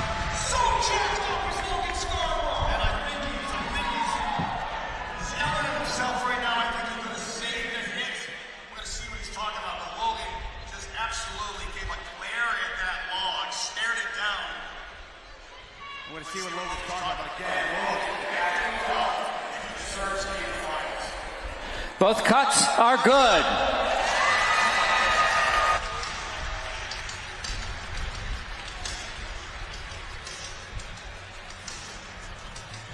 Logan, it looked to me like you were shooting visual daggers at that log like it could have been faster. Dave's correcting me saying, hell no, he's up there celebrating. Come on over here, buddy. Get a little closer. Yes, sir. Yeah. So that is my personal best there. It wasn't the best cut, by no means. A lot of things you could change. Made some adjustments from yesterday. I noticed that on the front. A buddy of mine backstage actually this morning told me, bend your knees so you can get that up hit a little bit lower. I did that, and definitely helped. Thanks, Mike Ish. There you go. Well, it really is a family. You know, everybody, all friends are put aside on the stage, but backstage, you guys are really all helping each other, aren't you? Absolutely. Absolutely. It's a big family. Thanks very much, Logan. Get your official time momentarily. We got it, Dave?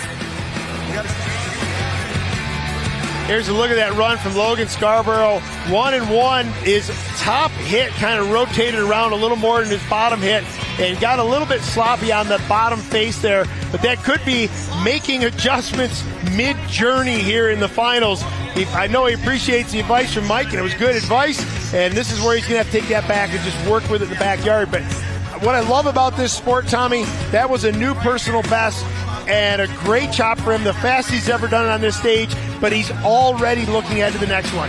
Nah, it wasn't perfect. There's things they could do different. Yeah, and a timely chop as well. Look at that personal best official time, 18.55, beats Cassidy Shear, and he was tied with Cassidy Shear at that 8th spot. Of course, there are a lot more permutations that can happen as the rest of the field has to compete, but that did him a lot of good as far as his staying around, avoiding the elimination. Fourth heat of the standing block chop, Trevor Beaudry and Ben Nicely. Trevor Beaudry going to be on stand number 1, going up against Ben Nicely. Ben been doing strong here today, been strong here all week, and pretty much strong for the last 6 or 7 years in this particular event, this U.S. Championship, Steel Timber Sports.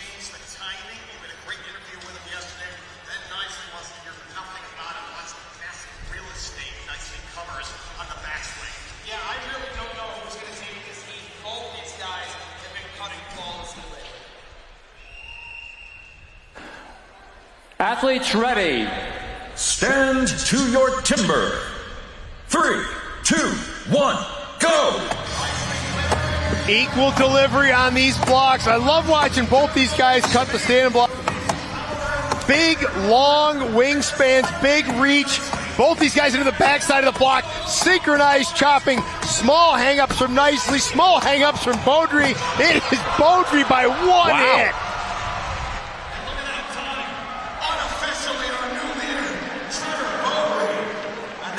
Time's just melting away in this standing block chop.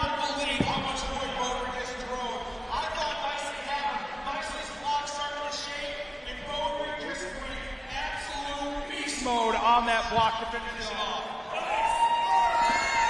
Both cuts are good. And that is a personal best for Trevor Beaudry. Trevor Beaudry used the same equation that he did yesterday in the semifinal round. He went to the backside, put the 2 up down. You put that 1 up in the near. It took you a couple extra hits yesterday. You made the adjustment, and it came right off in the back. What's the adjustment you made, Trevor? It's quite a science cutting a standing block log. Some Australian told me where to put the first hit in the back, and I think I did it a little better at least, and it makes a big difference. And yeah, then I knew I could punch it off like I did yesterday, so I figured I might as well try. Is that Australian here today? We talking about Dale Beams? Maybe. He's here. We got one of the best standing block choppers in the world, Dale Beams, in the crowd. Where are you, Dale?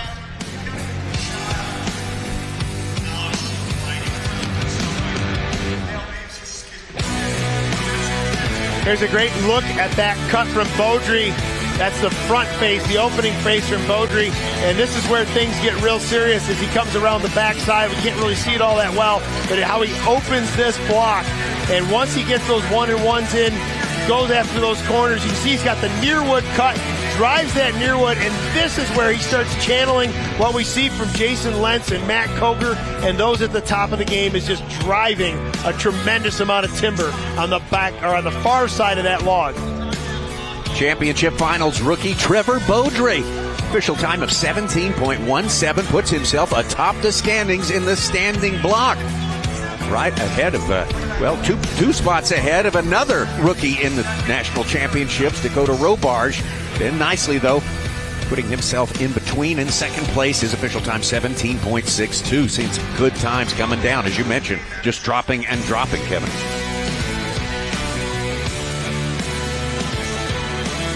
Tommy, there is a learning process to this, too. The later athletes, the later heats, have the benefit of watching the earlier heats. They see how many hits are going to these blocks. They see what the other competitors are doing as far as strategy. So it just it's a learning process, even day of. 5th heat of the standing block, Walt Page and Jason Lentz. Heat number 5 of 6 heats in this third discipline. Walt Page, California, Northern California, on stand number 1. Having a tough start to his day, the defending champion, Jason Lentz. Yeah, Tommy, I'm glad you brought it up because I certainly didn't want to say anything about it, but Jason Lentz coming into the standing block, sitting 11th. Our current reigning national champion in jeopardy of not making the second round. Stand to your timber. He's got to perform right 3, now. 2, 1.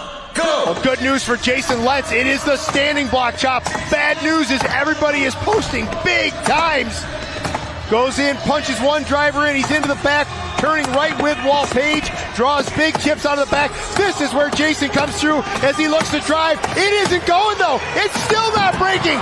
Unbelievable for Jason Lentz.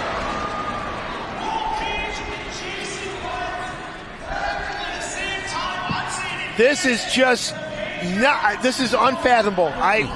Yeah.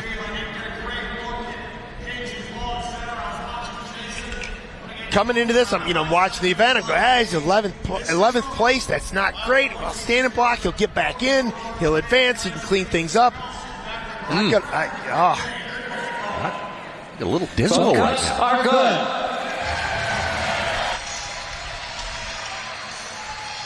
So we got a word with Walt Page here. And boy, you can see the front right there, just pinched right out. Walt Page, you broke the world record in the springboard last year. As we're going to see, the springboard's on top of a 9-foot pole.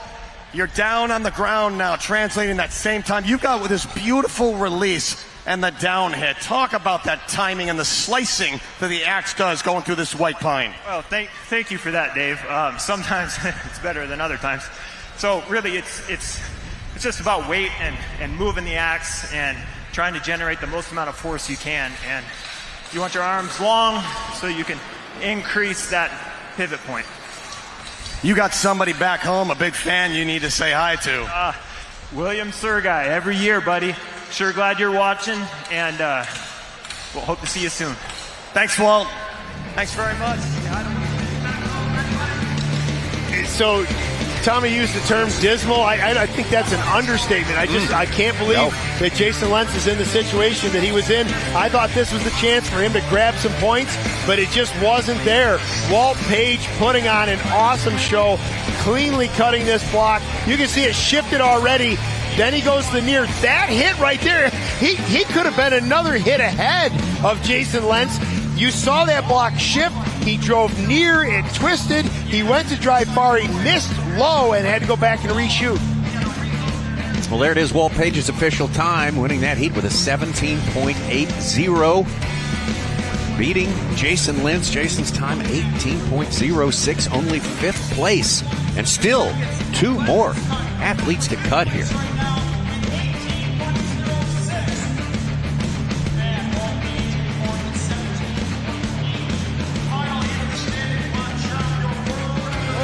Matt Coger versus Nate Hodges. Well, here it is, top 2 qualifiers, the ultimate standing block of the day. As per the past performances, Matt Coger, 7-time world champion on stand number 1. Nate Hodges, the challenger from California, stand number 2. This will be a good contest right here.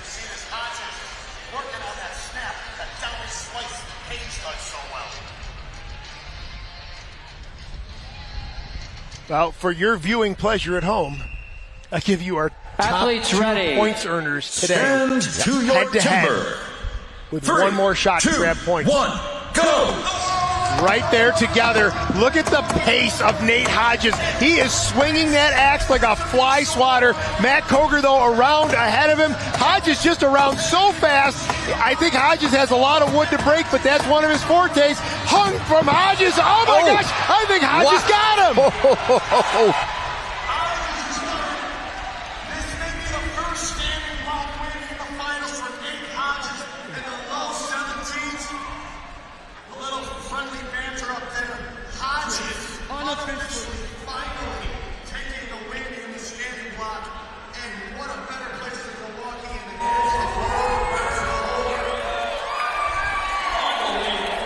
Both cuts are good.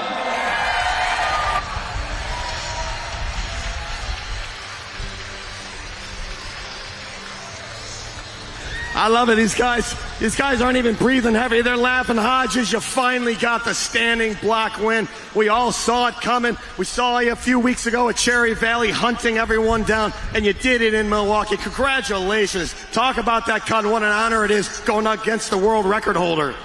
Oh, yeah, it's Matt, he's the best. I probably had maybe a little better block there, but we both got tangled up. You know, in my head, I'm like, ooh, I got him. And I'm like, no, I don't. He's got me. It was like, I knew it was back and forth. I shouldn't be listening to his hits, but I do. I hear it. I'm like, oh, crud. Well, you guys are massive athletes. The whole stage is shaking, so you can't help but to have a little bit of awareness of what your competitor's doing. But your speed, you didn't stick the axe. You hit the lines. It all came together. Yeah, absolutely, David. And a big shout out to the wood crew. I mean, I'm out there working with those guys. They're doing things right. And there's little things that the wood crew pays attention to, you know, putting the logs in tight, putting the shims in, all that little stuff adds up. So big shout out to them. Big shout out to the fans. Thanks to everybody. We're going to see you moving on to the next round, buddy. Congratulations. Big round of applause. Nate Hodges, your winner in the standing block chop. Remember this moment. When we are passing out trophies at the end of the day, remember this moment, because this may be the momentum that Nate Hodges needed. He was out of cuttable wood in the front side of the log. Matt Coger actually had a better front face, a little more open air that he could drive into. But again, we talked about this in the underhand. There's that hang up from Hodges, and they both reel back. Just absolute speed from Hodges as he just swings that axe like a fly swatter, like it's just nothing.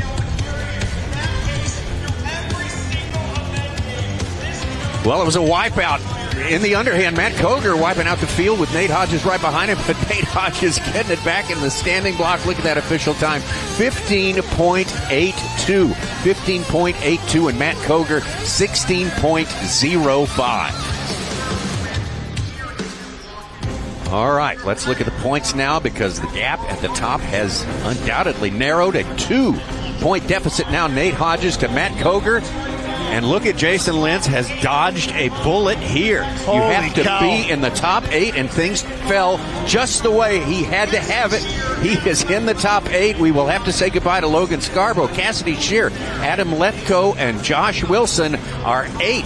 We'll soldier on into the next 2 disciplines, and we'll have one more elimination after that. Man, it is going by very fast today. Championship day in Milwaukee. We will be right back.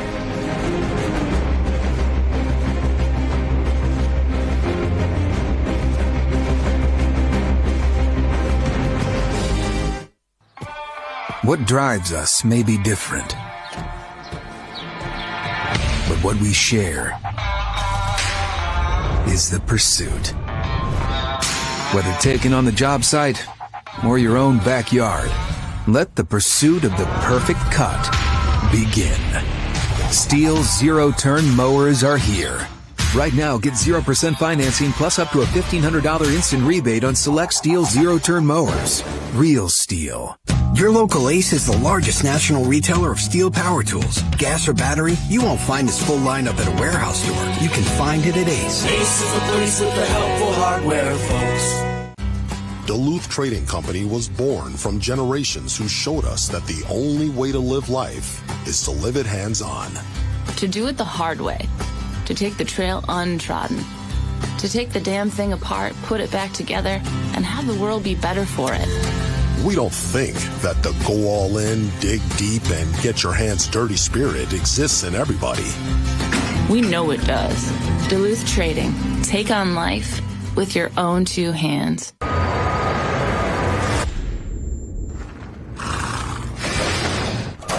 Let's roll, let's go.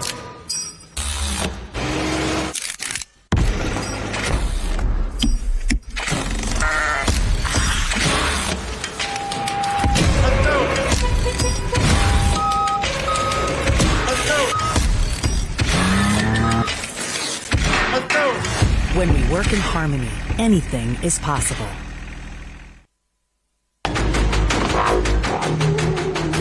Jason Lentz, the champion in 2021, came into the 2023 event as the #1 qualifier from Pool B.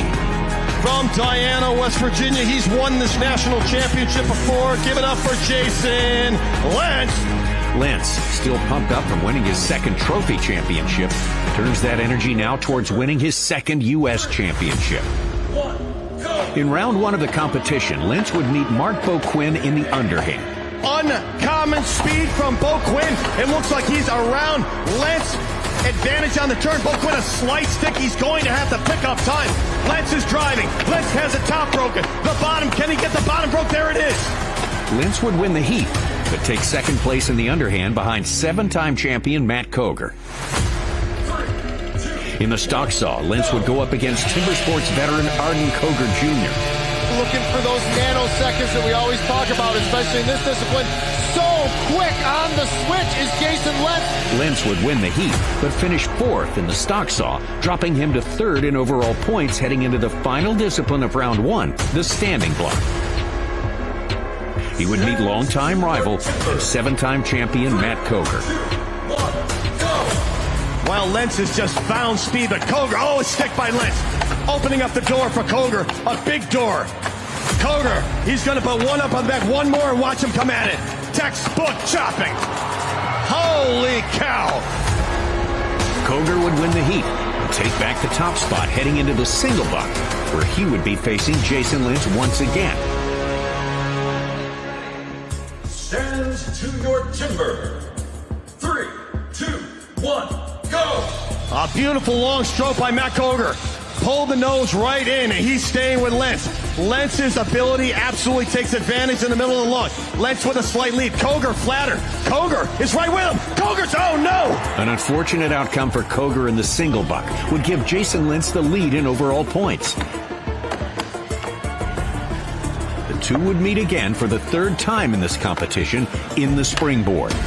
Remember that world record pace again. You got to be up to the block in about 15 seconds. Matt Koger not going to be far behind that. A little bit more ginger getting up on that second board, but now he's going to lay waste to it. You heard Jason Lentz talk about, if I can get there within a hit or 2 of them on the top, I'll get after that block faster than anybody. Now's his chance. He's going to go 2 and 2.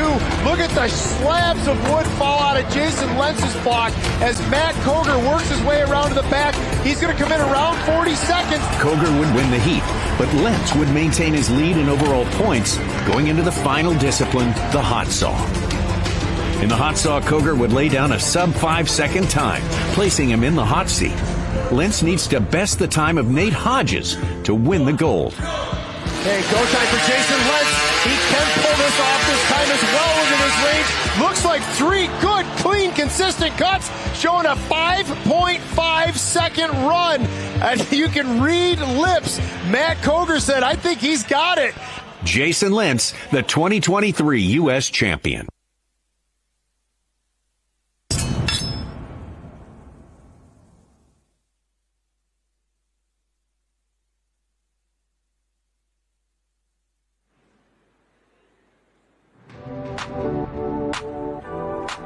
Welcome back. Our live coverage continues here in Milwaukee. 2024 STIHL Timbersports U.S. Pro Championship. It's been a great weekend here at world-famous German Fest. We're here in the BMO Pavilion and been having some terrific competition for 3 days. We settled our women's championship on Friday. Erin Lavoie, congratulations to her. Let's take a look at the overall standings. Now, after 3 disciplines, halfway through the competition here in Milwaukee, and Matt Coger, 7-time national champion, on top with 35 points. 2 points back, Nate Hodges just closed that gap a little bit there. Trevor Beaudry having the tournament of his life, having the championship, his first ever championship, and look at him hanging in there in 3rd place.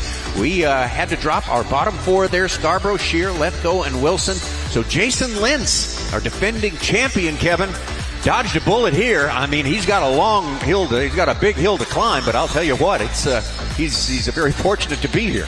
Yeah, he's not out of it yet, but so Tommy, can we just talk about my handicapping from the start of the show? Yeah, you want Can we talk about my ones to watch? Well, I'm watching one of my ones to watch walk down the aisle with 3 beer steins and take a seat in the audience. Cassidy Shear, our 2019 champion.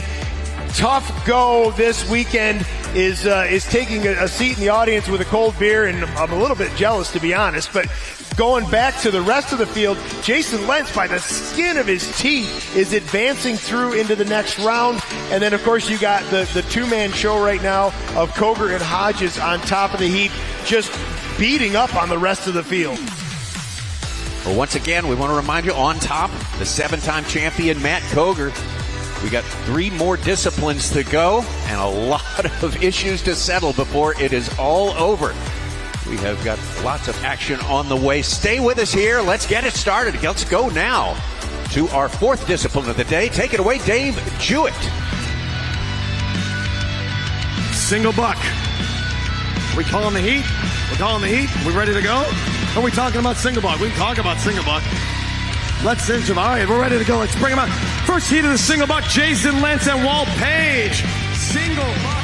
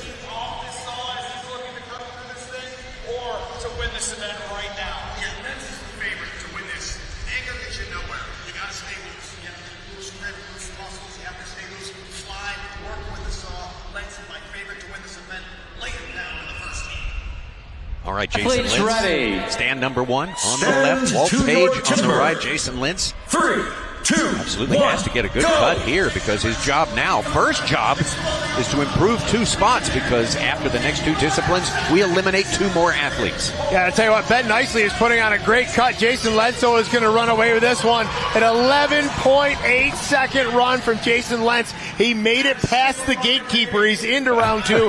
But as you pointed out, Tommy, there's another one coming up, and he's got a big hill to climb before we get there.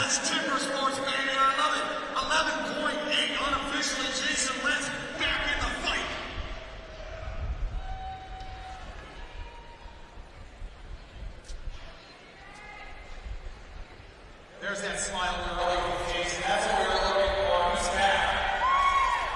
Both cuts are good.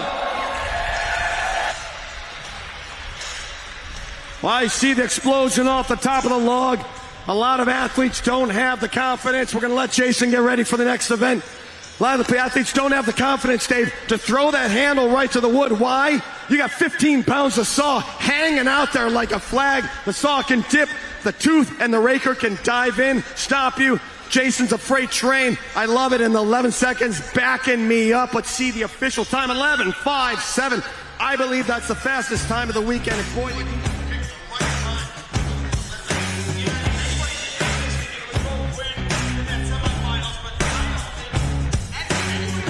when he needed it most, Jason Lentz came to play. An official time at 11:57. That is going to be tough to beat here today.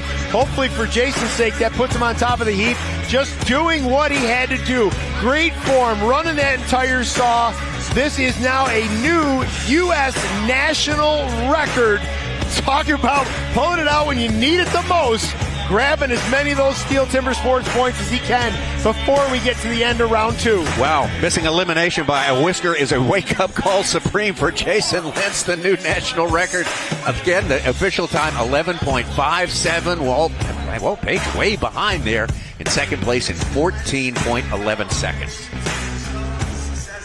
On the interview, he's going to get ready for the Springboard Chop second heat of the single buck. Matt Slingerland and Dakota Robarge. Here we go, Dakota Robarge. Eyes on him all week here. What a great job. First time ever in the national championship. Matt Slingerland, so many podiums through the years. He can get things going, somehow get himself in contention for the top spot. It's going to take some work. We have seen some tremendous performances out there already today. No doubt more to come. Yeah, Matty Slingerland had a great-looking single buck. He had his stumbles and fumbles yesterday in semifinal action, but he had a great-looking single buck. Technique was on point. Got to grab as many of these points. Like, all these guys are just watching Coger and Hodges sort of run away at the top of the heap, and we're running out of opportunities to reel them back in. Dakota Robarge, stand number 2. What can you say about this situation? It's his rookie year. Advances handily through the semifinals. Like, doesn't eke through, doesn't get by on some bizarre circumstance. He just forces his way through the semifinals and is looking great here in the finals. Athletes ready. Stand to your timber. 3, 2, 1, go! Both these guys off quick. Like how I see Matty Slingerland running just that entire saw, the nose getting sucked back in. These guys are really in a dead heat. Slingerland ahead a bit in the bottom, though. Pulls ahead from Robarge. What a great run. They're not going to take down that time of Jason Lentz. I'm telling you, Tommy, Jason's time is going to be really tough to beat.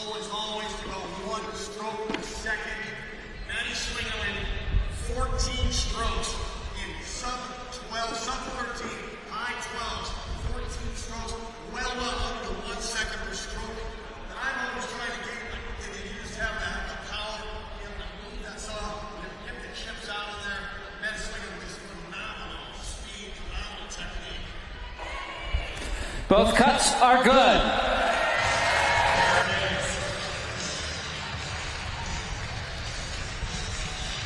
Matty Slingerland coming up here. As your wife Cassandra just screamed out, that way to go, Matty.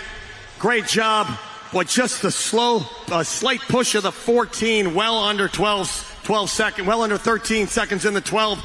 Speed, you brought the speed you need. How did you feel? Looked like great technique to me, buddy. Yeah, I love you, Cassandra. Thanks for cheering me on. Yeah, I put the speed on it. Not as smooth as yesterday. I kind of felt the same thing. It was a little chattery, so put speed on it. Wish it was a little faster, but overall pretty smooth, no hang-ups, so can't complain. You know, we talk about these single buck saws, how difficult it is to him. What's the wait period? If you say, hey, I want to get a freshly made single buck saw, how long are you waiting? You got to wait about 1 to 2 years. But thanks, JP. Saw's running great. Couldn't ask for a better one, so I'm real happy. Thanks very much, Matt. Look at the determination in Matty Slingerland's face as he attacks this single buck event. Runs the saw exceptionally well.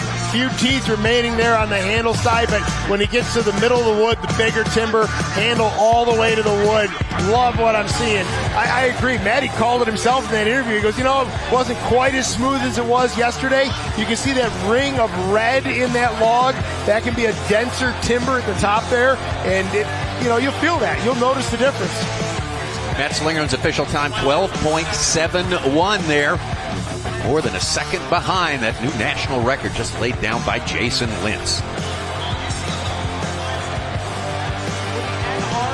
That is a national record right now on this wood size. So Jason Lentz sawing with the elite in that first heat. That is a national record. Single buck heat 3. Ben Nicely and Trevor Beaudry. There's Ben Nicely on the left, who's going to stand number 1 in this third heat of the hot saw. Trevor Beaudry. First time ever in the U.S. Championship round. And he is having a great event here. See if he can keep things going. Started into our second half of the competition. Third place in overall points. If you're watching carefully at home, you just saw Trevor Beaudry not quite sprint, but a brisk jog out to his stand. That there is a time limit. They only get 1 minute to get their feet in place, set the saw, and be ready to go. They have to get that starter cut in place, that 25-centimeter starter cut. You will see some of the athletes bring out jigs and various apparati to set their feet, make sure they're in position. Trevor Beaudry, though, drops a tape measure on the deck, gets some chalk out, marks where he wants his feet to be. But he doesn't want to spend any of his, or as little of his, 1 minute of setup time walking to the stand. Athletes ready. Stand to your timber. 3, 2, 1, go! Ben Nicely, a little bit of a tentative start there, but once he gets into the block, he gets that saw moving. This is where those long arms need to come into play. There's some more room to that handle where he can get that saw going more. Oh, a hang-up, or not quite a hang-up, but some difficulty for Beaudry at the end of that cut. I thought Beaudry had him by a mile, but Nicely was taking advantage of a little bit of a bobble there from Beaudry.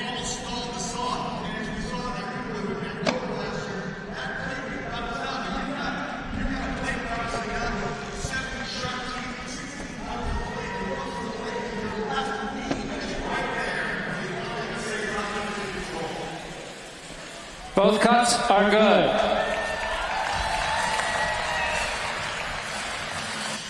Well, I'd call Nicely in the lead, but Trevor Beaudry, once you hit the halfway point, Trevor, it seemed like you got in your comfort zone, in the power zone. You did. We worked on single buck saw, let's face it. But the bottom cut, you tried to hoe it off. You deviated your angle. It's dangerous. You kept the saw in the wood. The disc came up, but you almost brought it to a halt. I took a risk and the wood won. I'll talk about that. I mean, you have to know the mechanics of the saw. You have to know the radius, the length, the teeth, the rakers. You can't see what's happening in the wood. It's all in there. You can't see the teeth. You just have to know in your mind, this is what's going to happen if I throw those teeth in, especially when the saw is only being supported by about 8 inches of wood in that bottom. Yeah, so I knew there wasn't much left. And it's a gamble at that point. I knew that it wasn't necessarily the correct technical decision, but if I could have healed it off, it would have saved me a whole stroke. But the flip side was healing it off caused me to hang the saw a little bit, and that cost me more than it would have if I just knocked it off easy. Great awareness, Trevor. Thanks for the explanation. Trevor Beaudry, wall pull. We have a great look here at Trevor Beaudry's footwear. Those are actually outdoor soccer cleats, the kind with like the hard plastic sole, and then those are logger caulks, razor sharp steel points anchored into those hard plastic cleat bottoms. You have to be locked in. You're transferring all of your power through your feet. Trevor Beaudry transferred a whole lot here on the bottom. This is the equivalent right there of going for the drive. He tries to lean on that saw and shove it through the bottom of the log, and he said the wood won on this one. That was a little premature. He wasn't quite far enough down through the log, could not drive it off. Almost stalls the saw out completely. Does keep it under motion though. Fourth place for Trevor Beaudry with that cut. Official time 13.80. Right behind him, Ben Nicely. Fifth place. His time 13.98. Fourth heat, final heat of the single buck cut. Nate Hodges, the winner of the standing block, versus Matt Coger. So Nate Hodges. Yet another matchup here between Nate Hodges and Matt Coger. Two top prospects. The single buck here. Boy, the time to beat Jason Lentz is a mountain here. Mountain to climb. Just set the new national record of 11.57. And these guys saw it. They were counting the strokes. They were looking at his form. They've now seen a whole pile of really top-notch athletes attack these two logs. And by the way, Tommy, I was talking about the devices that some of these guys use to get their feet exactly where they want to be, exactly like they practice at home. Nate Hodges is coming out with his personal device. Looks like a little piece of Luan, a little bit of thin plywood with a couple of 2x4s fastened to it. He has to measure back where that front edge of that device goes from the face of the log, screws it into the deck, and gets his feet locked into those boards.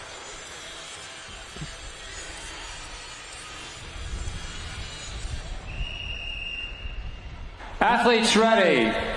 Stand to your timber. 3, 2, 1, go!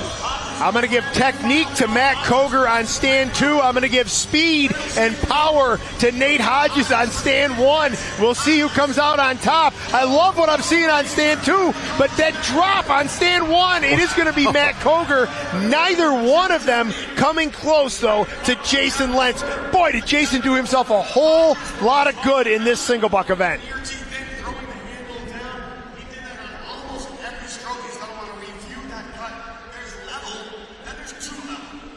Coger started a little steeper. You might want to bring it down, but I thought it was a great cut by Coger cutting to his level. What are you looking at, Dave? I'm looking at Hodges. He set that saw in sideways. Look at the angle on that cookie. He was fighting that long the entire time, just not as free as I thought it would be. Those noodles at the beginning were telling me a different tale. Unfortunately, he wasn't twisted his wrist and really drove that saw against the board. Great punch in. If there's no inside,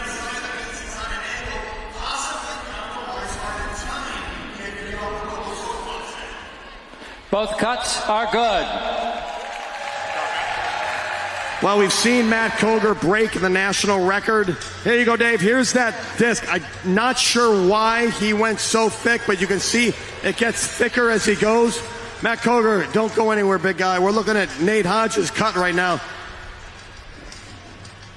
What are you looking at there? I thought you made a great cut. I thought Hodges took a great saw and slowed it down a little. You just gained time. Hodges throwing the near wood in, it healing. Talk about your cut.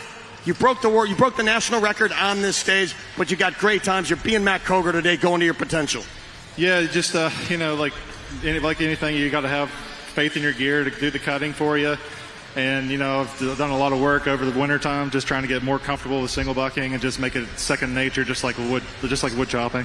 Now, you've been up to Quebec. You've been in J.P. Mercier's shop. What an advantage is that, seeing the saw filers at work, knowing exactly how everything works, the teeth, the rakers, the gullet, the plate, the belly. The more knowledge you have, because let's face it, you're a full-time athlete. You take every advantage you can. Talk about that. No, you gotta understand how that saw is cutting. That the raker is the thing that actually does the cutting more so than the teeth. But everything has got to work together. There's about 64 teeth on that thing that's got to be all tuned into that raker that's matched up, and all of that has to be adjusted right to make it really smooth. And then you got to run it and present it right. You got to run and pull through the near wood that presents enough for the far push and just makes it really smooth. And I mean it's a lot of science. Hodges right on your heels with steel points, only 2 points behind you. Just gained 1 point you may need going into that hot saw. Good job, buddy. Yeah, thank you. There you go, Matt Coger. We're going to see what his official time was.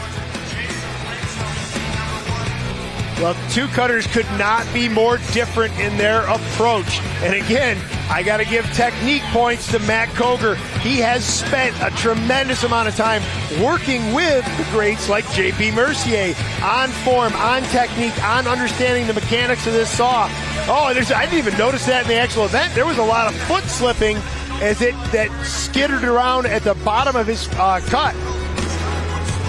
Well, Matt Coger's official time of 12.73, and for the first time today, Matt Coger not getting either first or second place points. That's third place points for Matt Coger, but fortunately for him, his nearest rival, Nate Hodges, finishes one slot below him, an official time of 13.10. Let's see how that's reflected in our overall points here. There it is, Matt Coger extending that lead a little bit over Nate Hodges. 4 points it is now. Matt Slingerland in third place, and Jason Lynch coming from the precipice down there in 8th place, setting a national record, and that's what happens when you do big things. You move way up that leaderboard. 4th place now, Jason Lynch, Trevor Beaudry, Robarge, Nicely, and Page rounding out the top 8 with one more before we make another elimination. We will take a break and come right back with the Springboard Chop.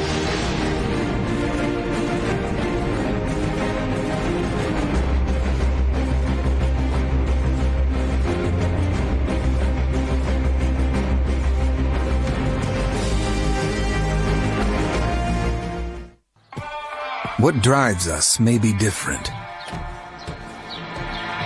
but what we share is the pursuit. Whether taken on the job site or your own backyard, let the pursuit of the perfect cut begin. STIHL zero-turn mowers are here. Right now, get 0% financing plus up to a $1,500 instant rebate on select STIHL zero-turn mowers. Real STIHL. Your local Ace is the largest national retailer of STIHL power tools. Gas or battery, you won't find this full lineup at a warehouse store. You can find it at Ace. Ace is the place with the helpful hardware, folks. Duluth Trading Company was born from generations who showed us that the only way to live life is to live it hands-on. To do it the hard way. To take the trail untrodden. To take the damn thing apart, put it back together, and have the world be better for it. We don't think that the go all in, dig deep, and get your hands dirty spirit exists in everybody. We know it does. Duluth Trading. Take on life with your own two hands.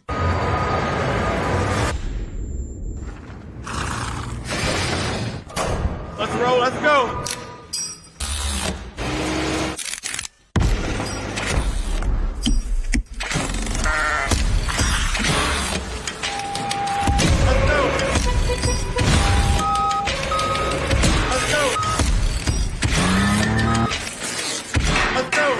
When we work in harmony, anything is possible.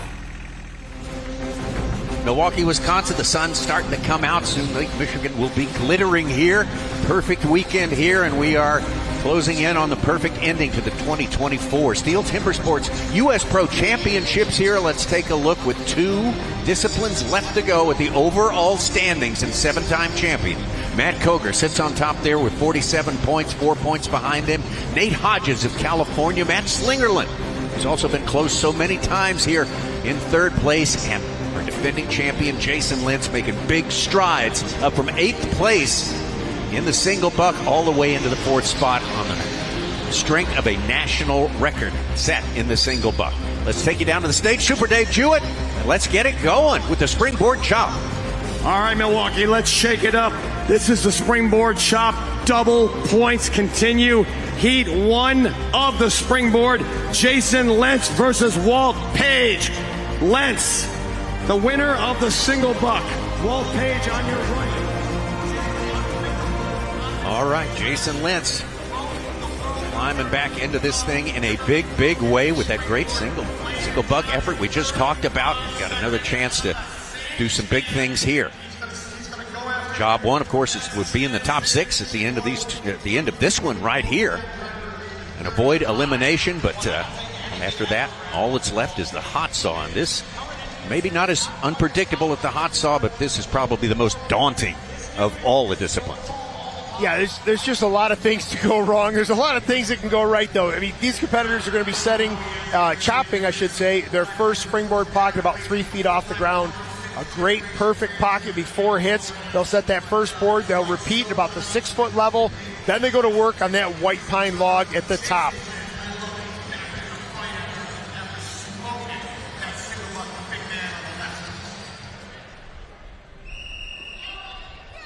Athletes ready.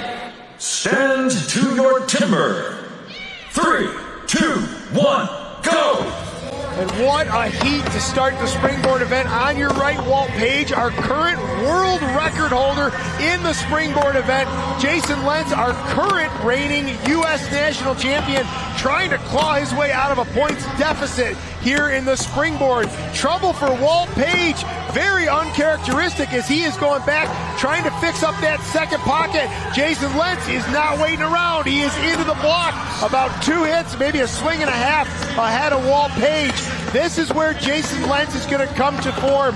He's always said, he goes, you know what, I might not be the first one in the log, but I'll be the first one through the log at the top. Walt Page, a switch-handed cutter. He's around to the backside, around that 44-second mark, well behind world record pace. There it is, Walt Page comes through. I can't believe he came back from that second pocket. Wow.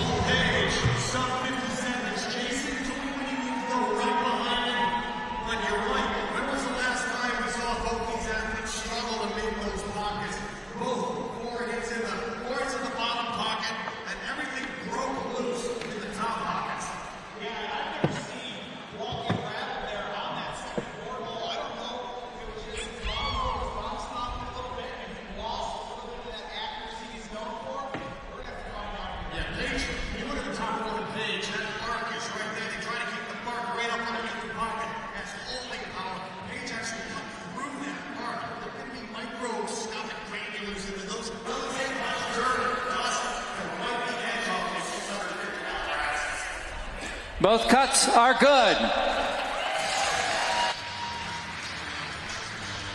Well, here's Walt Page. He's on the backside, that awkward backhand. We're going to talk about Page.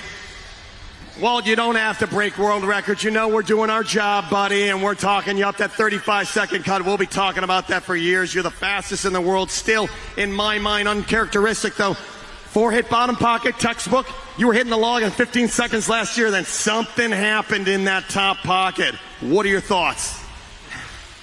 Yes, something happened in that top pocket, Dave. You know, sometimes they go good, sometimes they go bad. That was a bad one. And, you know, there's no going on a bad pocket. So you got to spend the time, you got to fix it, you got to get on something you know is going to hold you. And that's what I did. Which hit was it? You looked like you opened okay, but you can go too flat, you can go too steep. What were your thoughts? Yeah, I think it was number 5 or number 4 that went awry. I'm not sure which. But once you splash one in, it's like, oh boy, we're going to have to stay here and fix this thing. Absolutely incredibly risky. You guys are big gentlemen. You can't be going up there on a compromise board. Great recovery, Walt Page. Thank you. So Walt Page. A bit of a shocker for Walt Page. You could hear him even say, you know, I don't know what went wrong. It just happens sometimes. And I agree. It happened to me a lot when I was competing. Watch him go in here. There's 1, 2, 3. He's very low down by the bark. There's 4. He goes to pop in number 5. It didn't really do much. It didn't clear a chip. There's number 6. I'll stop counting now because he's just trying to flick and clean out the back of that hole. I'm wondering how that edge of that axe is too, because the logs with the bark on them have been rolled around, moved around. They may be a little bit dirty. That's why they peel that bark away to get to the clean wood underneath. These axes do not tolerate any sort of dirt. Walt does a beautiful job though when he gets to the block at the top, lets all the bad pocket work go away, and look at the accuracy from Walt Page as he chases one hit in after the other, gets around to the back as quick as possible. A switch-handed cutter cleanly finished this block.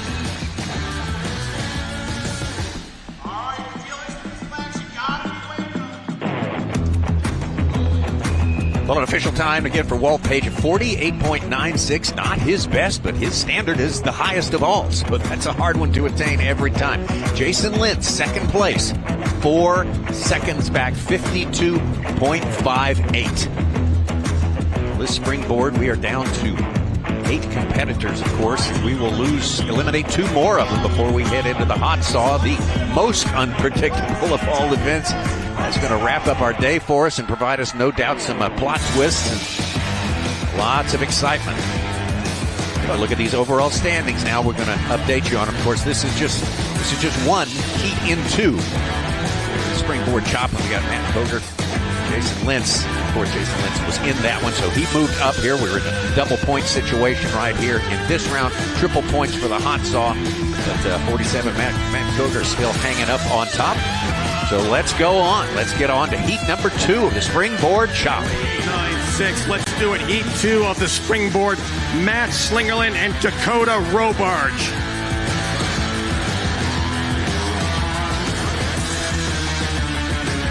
Matt Slingerland hanging in there in 3rd place in overall points, going up against Dakota Robarge. What a great week he is having. One of our big stories, one of our feel-good, it's an overused term, stories this week.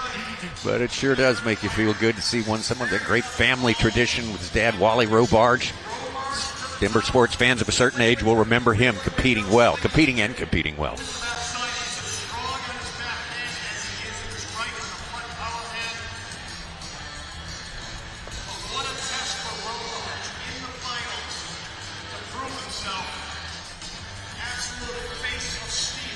Walt Page's time, 48.96. That's the one to beat.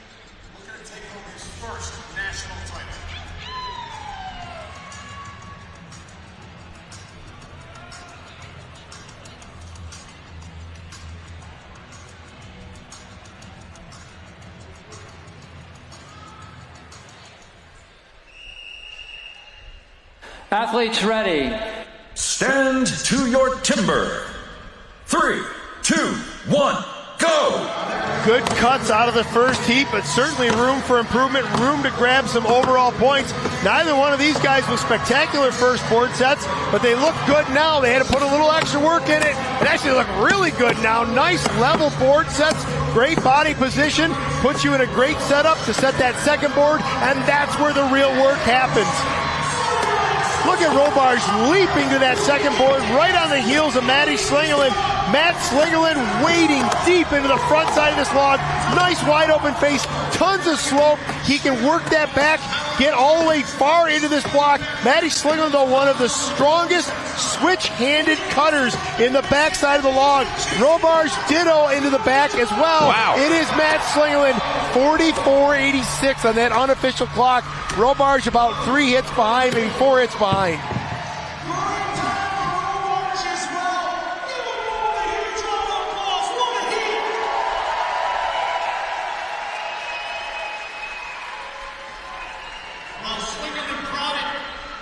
You saw Dave Slingerland cut that top pocket. He took Walt Page into place. He went 4 hits deep to the job he stayed in. I can't even think of a word with Slingerland. And that's his professionalism, situational awareness, knowing the points, knowing I have to be on a good top board. That board gives way. He's out of the running for the national title. Both cuts are good. Wow.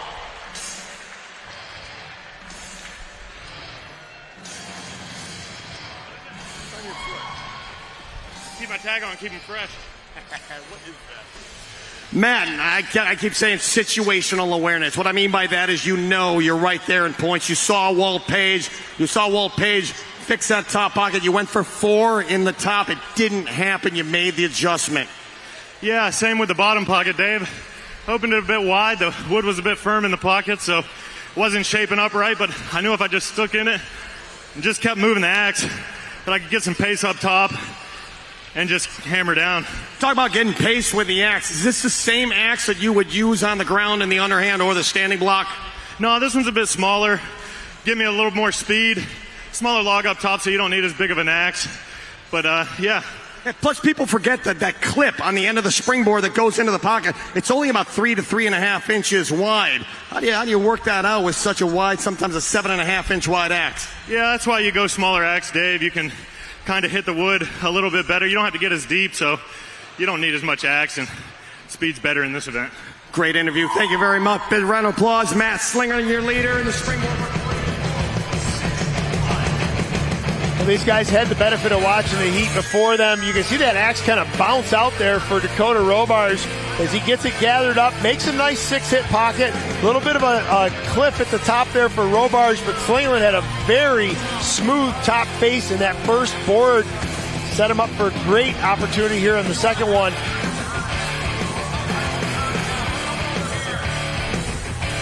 There's a look as Slingerland advances to the block at the top. Great slope, great axe presentation on the front side of this log. 2 hits, draw out a big chip, reaches way around the heel of that axe. Shifts a ton of timber. And then when he gets to the back of the block, this is where Matty can really shine. He spent a portion of his career cutting pockets up with his other direction, I should say. Got a little out of hand there at the very end, but watch him as he goes into the back. Looks totally at home, swinging the axe right-handed. The only thing that went wrong is he had a little bit of near wood left. When he starts driving on the front side, there was a little wing, and you see his final hit was actually a near hit, close to him. That's the inverse. You want to cut that wood first. You want that top of that block to twist away from you, open up, and then attack the far. Very nice effort for Matt Slingerland right there, 44.65. His official time puts some big time distance between himself and the other 3 competitors who have cut so far. Dakota Robarge there, 52.30. That's got him in 3rd place. Walt Page sits there in 2nd. Jason Lintz in 4th as it stands right now with 2 more heats to go on the springboard.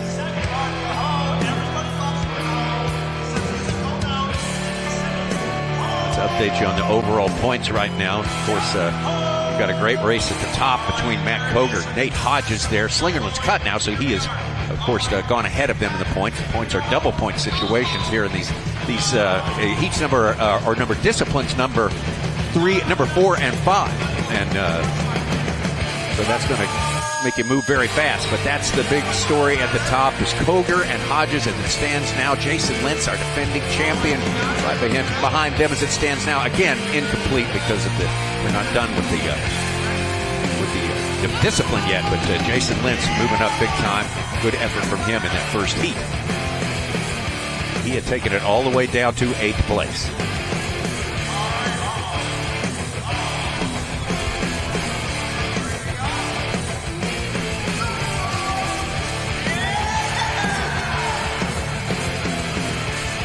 Crowd indulgence and yo-ho, some Wisconsin style Timberwoods cries of joy there, signals to one another, and we get ready. We got the pole switched out. We're ready for our final 2 heats of the Springboard Chop. Super Dave Jewett. Thanks, Dave. 3rd heat of the Springboard Chop. Ben Nicely and Trevor Beaudry chasing 44.65. Ben Nicely on the left, Trevor Beaudry on the right here in this heat number 3. Personal best for Ben Nicely is under 1 minute. Trevor Beaudry has not cut under a minute yet in his Timber Sports experience. So far, all of our cuts have been sub 1 minute. Of course, you'd expect that here in the finals of the national championship. Yeah, he's never cut under a minute, but he's also never been to this level yet. Right. So if there was a time to find one. Yeah. If the rising tide lifts all boats, yeah, he could be in for his first sub-minute time.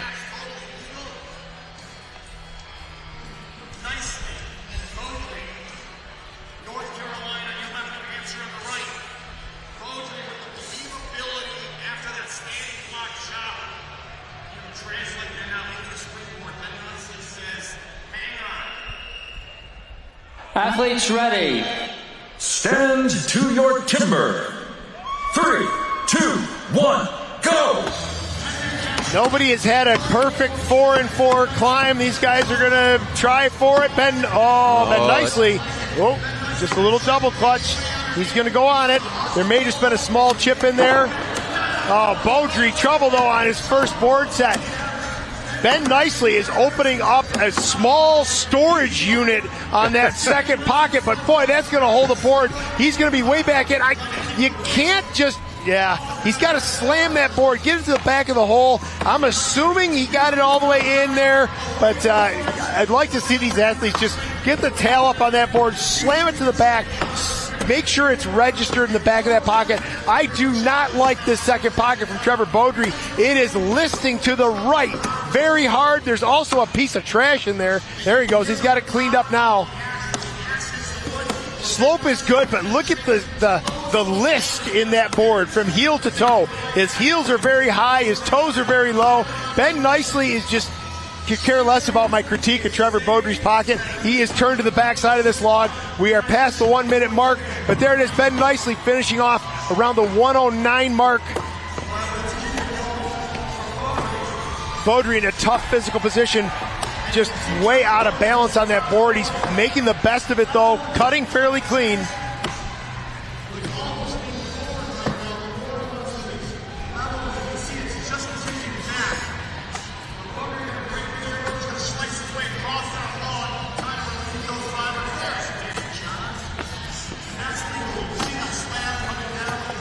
To do it. There you go. Trevor Beaudry off at 142 unofficially.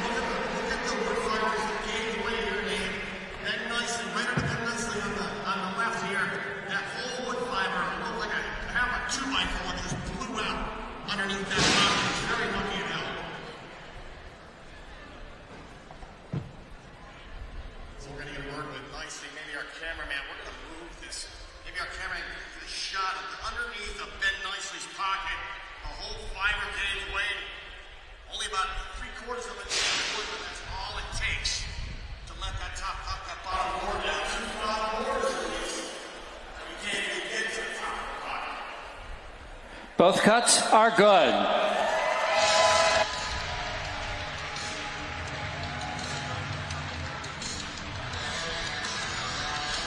Hey, buddy. Yeah, you saw what I saw.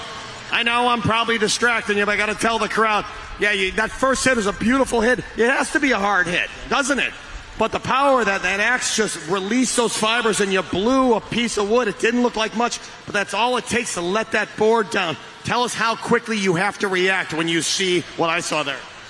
Yeah, I mean, when you have a slab, you have to adjust. You think to yourself, should I take one more hit or should I risk it? And in this event, you just have to risk it. You have to go for it. Yeah, and you made the adjustment. You got that front foot right up to the pocket, sort of taking the weight off of the back of the board. And you almost have to practice that in case something like this happens. Yeah, I do. I practice that because it seems to happen to me every year. Great chop up top. It sounded like the axe was working. I could hear the wood just popping and exploding when that axe. Great axe choice. How'd you feel about your cut up top? It was all right. It was a little flat. I wish I could have kept more slope, but the board was pretty steep, so I was working with what I had. We're not sure yet if we're going to see you in the hot saw. We're going to see how the points shake out. In the meantime, get your chaps on. I'm hoping we see you, buddy. Regardless, you've had just a hell of a series this year. Great job in the semifinals. Great job in the finals. You've given it everything you got. Thank y'all. Thank y'all for coming out. Let's look at the opening hit right there. That downward drive from Ben Nicely. You see it just slabs down the pole. I think he, in that nanosecond, made the choice to drop that second hit down. Then he goes in, see it, he almost delivered it like a little micro pizza. There was a chip of wood, some trash in the back of that pocket. So those two things together set him up with kind of a sagging first board. And you can see he's choked up, he's in tight, it throws off the mechanics, and that second pocket, he says, you know what, I'm just going to run it in deep. He puts in one more hit there. That thing, you could park a Volkswagen in it, but he's got to get this board all the way to the back. I don't like that sort of tentative set in there. It held well, it was a third of the way into the tree, and he goes about the work at the top of getting that block down.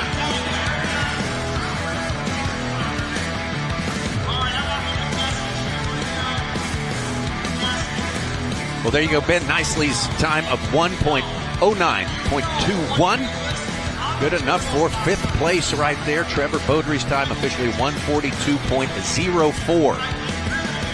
So Ben Nicely, Trevor Beaudry. Only 6 are going to advance to the hot saw, our final discipline of the day. Yet we have 2 more yet to cut here as we take a look at our updated points right now. Still with 1 heat remaining here. We got Matt Slingerland on top, but That's going to change because Coger and Hodges, we expect it to change because Coger and Hodges have not cut yet. Matt Coger, always a great springboard cutter, just like he is great at everything else here. But Nate Hodges has laid down some of the fastest springboard times of the past decade here. So that is going to be very critical to the way the standings are as we move into the final event. That's coming up next. I think that was some style points. All right, here's the hat. Fourth heat of the Springboard Chop, Nate Hodges and Matt Coger.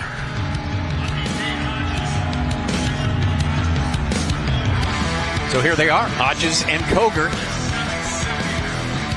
This is going to be, all indications are that this is going to be a great battle. We are in a double point situation. Things could change at the top of that leaderboard.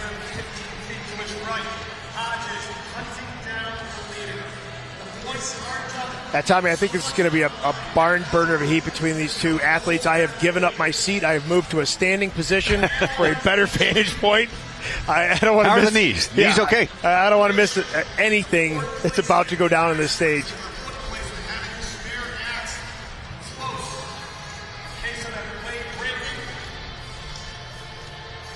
Matt Coger, the 7-time champ. Multiple silver medal performances in these championships from Nate Hodges.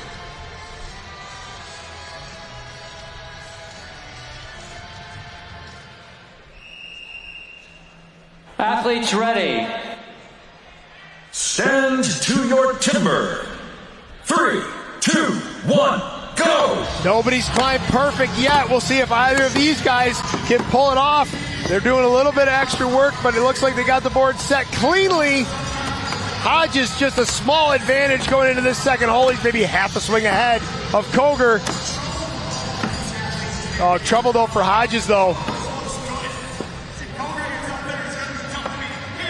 Boy, this is Nate Hodges has got his work cut out for him, but he is a working fiend. He is going to have to work very hard to catch up to Matt Coger. Coger with about a 2-hit advantage into the block at the top. Coger has run out of cuttable wood in the front of the block and is switch hitting into the back of it.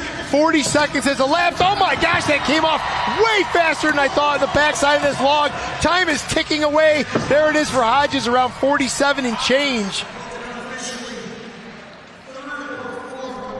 All right, Matt Coger just came to play today. We didn't see an overwhelming performance out of him in the semifinals yesterday. No. But you and I had kind of talked even last night at dinner. I said, I just don't think we saw everything from Matt, especially in the springboard yesterday.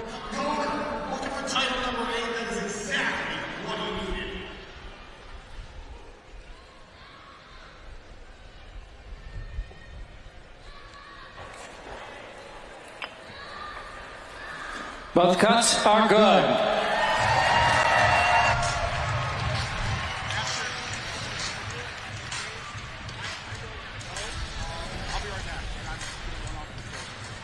Great job, Matt. We're just looking at the replay. Beautiful climb. Looks like you went for a sure top pocket.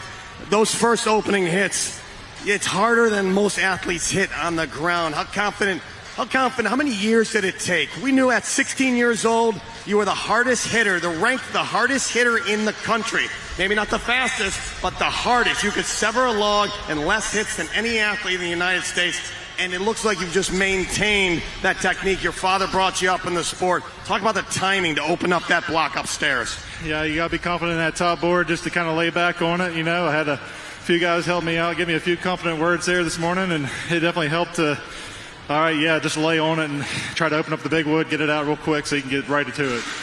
Right before it go, it looks like your hands just loosened up. You really do have to stay loose in these cuts, don't you?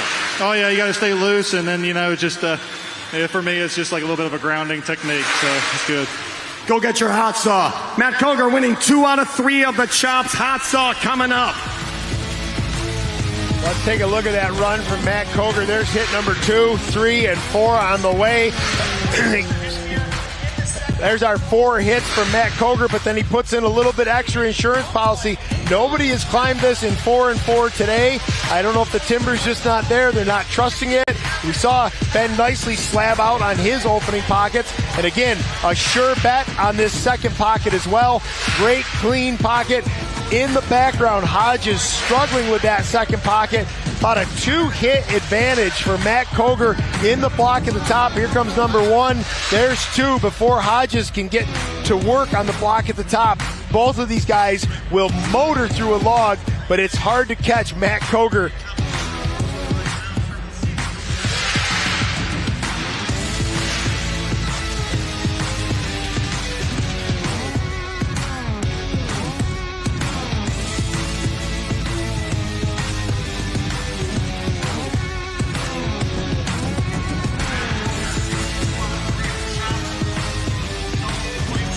Well, he's only failed to win 1 of the 5 completed disciplines so far today. That one was very, very important, though. That is for sure. Matt Koger taking the top spot in the springboard there and beating Nate Hodges. Nate Hodges, perhaps only the biggest threat he was able to bring today, would probably have been here.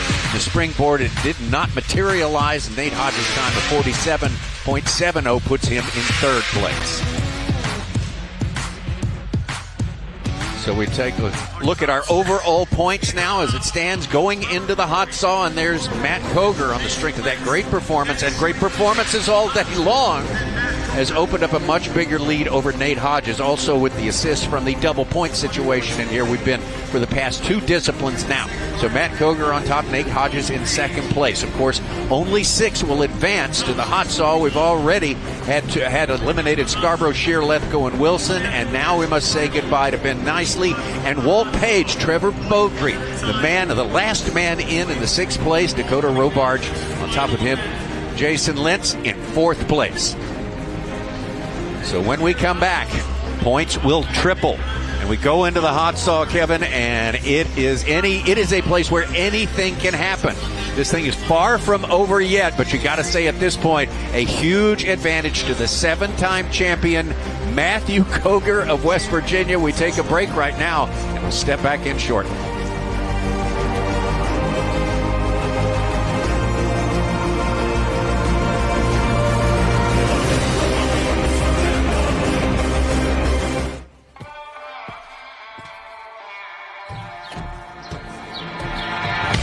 The pursuit of the perfect cut continues with our full line of STIHL mowers.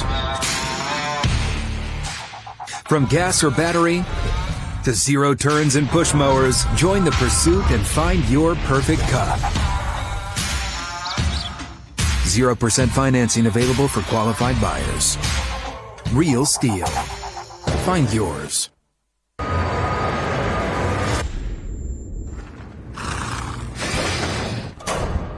Let's go.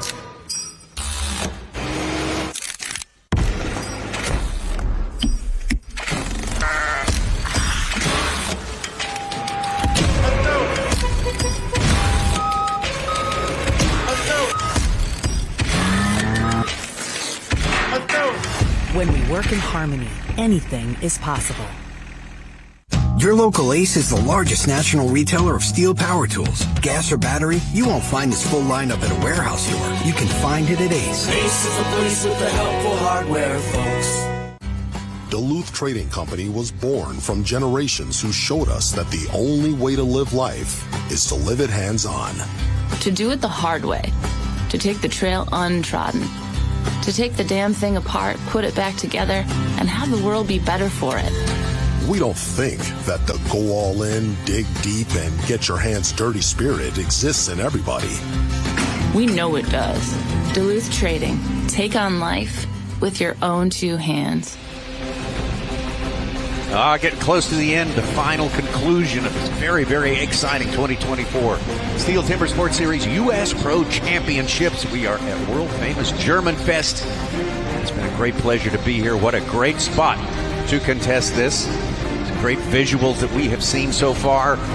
Great opening ceremony here. These 12 athletes who have fought very hard through the 3 pools yesterday in order to make it from the 24 down to the 12. And we've got some former champs who had a hard go of it today. A lot of great performances. And we are down to 6 competitors right now. 7-time world champion, Matt Koger, the man with the lead, big-time lead. 8 points ahead of Nate Hodges. But the points are going to triple now. We are down to 6. The points will triple, and we will contest this hot saw not head-to-head competition, Kevin Holtz, but singly. Well, and Tommy, just to reiterate, you've mentioned this before, the hot saw is the most diabolical event. There is more stuff that can go wrong than any other discipline we have here today. So you know what? Let's assign triple value points to it, right? Why not? Like, let's take the most fickle mistress we have, the hot saw, and put the largest emphasis on it. I just... this could go any way. Well, you kind of, everybody, you know, if you're a fan, you want a plot twist. You know, unless you're building it in. Yeah, absolutely. And let's talk a little bit about these hot saws, too. For the folks that have never seen these before, these are not chainsaws.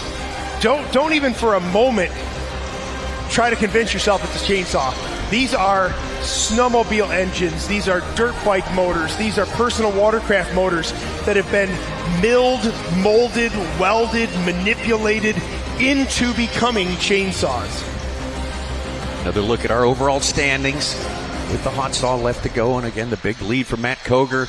A triple point situation, though. Matt Koger has any trouble getting that saw started, pleating 3 discs. All manner of things can cause those two bad outcomes there. Hey, it's the Wild West. It's wide open. If Matt Koger can put 3 discs on the ground, competitive time is going to make it very hard for the rest of this field.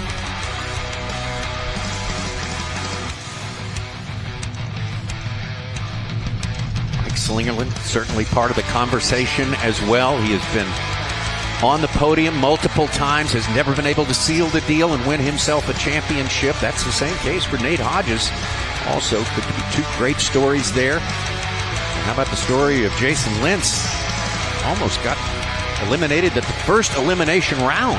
Finished in 8th place, just a whisker ahead of being eliminated, but fought his way back in fine fashion, including a national record set in the single bar.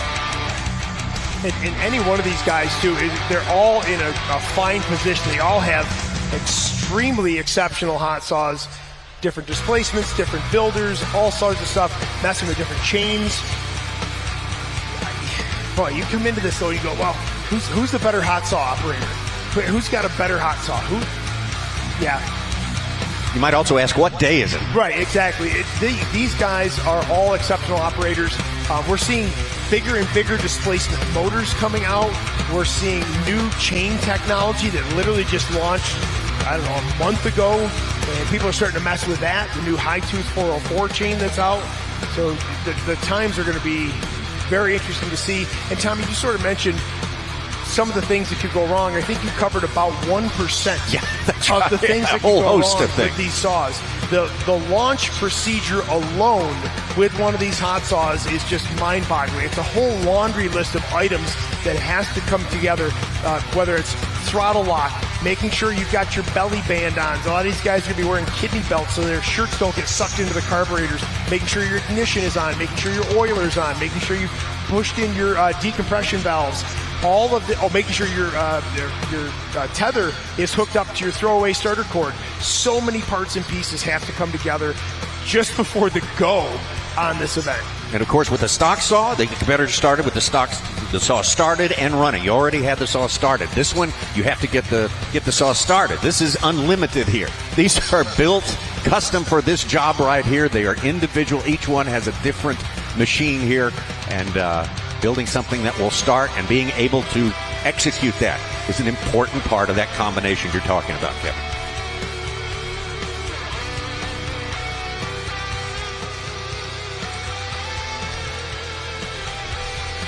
Just moments away from getting our first competitor out there. That is going to be Trevor Beaudry.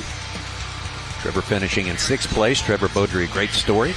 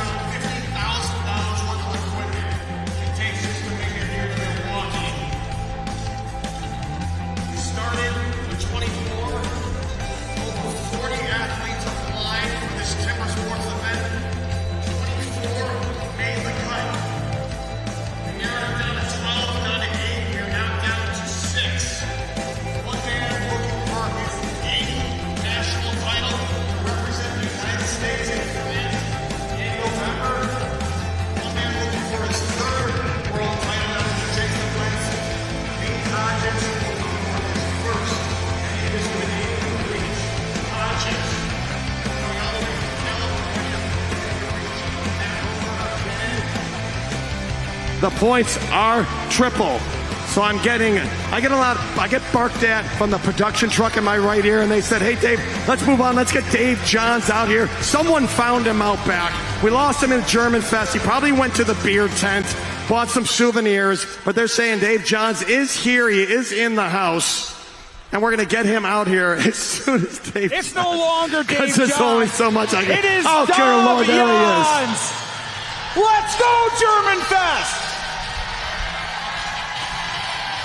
This is what happens when an Irish boy comes to German Fest right here. You embrace the culture. Let's go! Who's ready for the hot saw?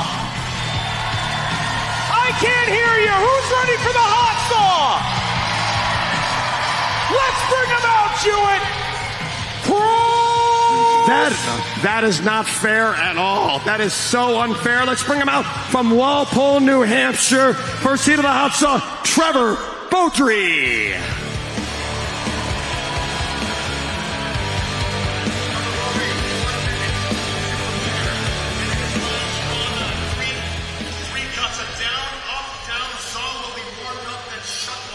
Here we go, Trevor Beaudry, Walpole, New Hampshire, school teacher by trade, first time ever. He's been to the semifinals before multiple times, but this is his first time to break through into the championship round, and he has handled it well. Made the first elimination, survived the second one as well, and here he is, the first hot saw cut about to be executed. 6-man Warm up your saw. Final discipline of the day.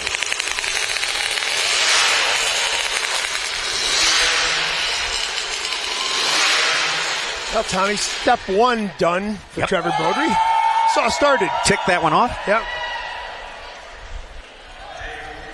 The number of variables, again, I was running through this before Trevor Beaudry came out. You see there, he is winding his throwaway starter cord around the crankshaft pulley on the far side of that motor.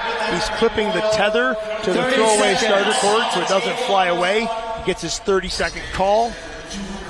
Make sure that his throttle is locked, his decompression buttons are pushed in, his ignition is on. The last thing he'll do, you see his left hand is down there by the oiler. That is the oil valve, I should say. At the last signal from the head judge, he'll flip that on, and then it's go time.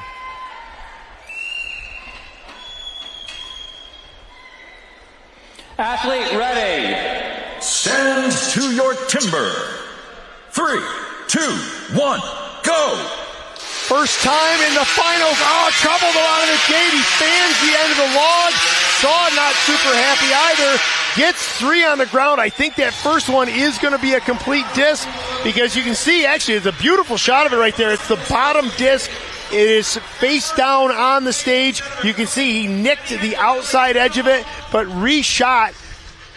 They're checking a thin disc. They're going to make sure he didn't cut the line.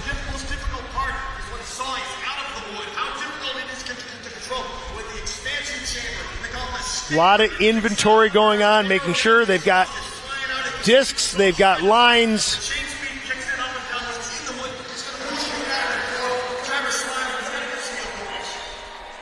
Cut is good.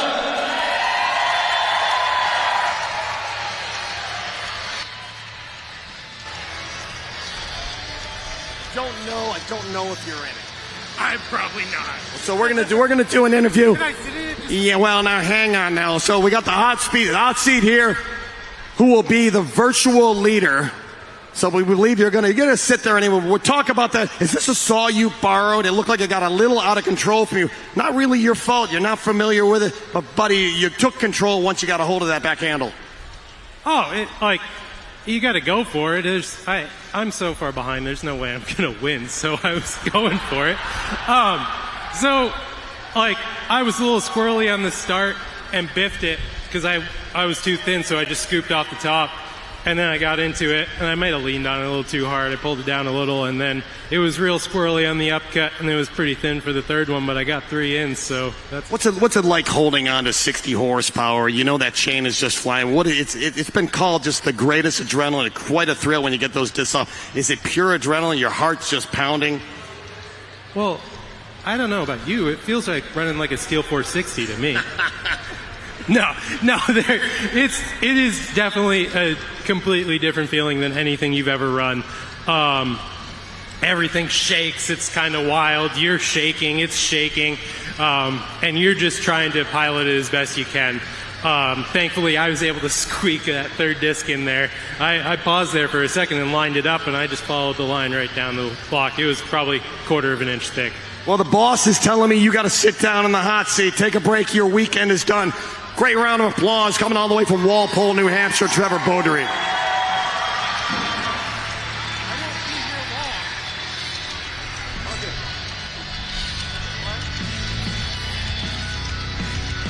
Well, there's your time for Trevor Beaudry, 7.85. That's job one is done. You've got to get a complete cut. We have seen more than one event where about half the field is DQing in that final round. We're not kidding about the volatility of this particular discipline right here.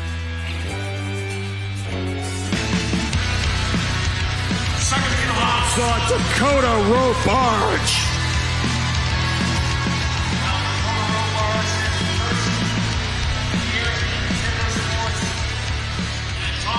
Well, Tommy, I'm trying to think how to phrase this without sounding like I'm discrediting the man on the stage right now, but I'm stunned. I'm absolutely stunned and thrilled for Dakota Robarge. Shows up, semifinal action. Again, didn't eke into the finals, made a definitive statement coming into the finals, and I go, okay, finals day. Great. That's a huge accomplishment. Made it through round two. Through round one, round two. We are in round three. What an accomplishment for Dakota Robarge. Absolutely. What a story this week for this young man who competes in a lumberjack show in northern Michigan, way up in northern Michigan. Of course, he gets a lot of good drills and training in, and on a daily basis. Comes from a prominent family in the sport. It's a family tradition, competing here. Has never been able to get much done here. The national championships, he's got a lot done this time around.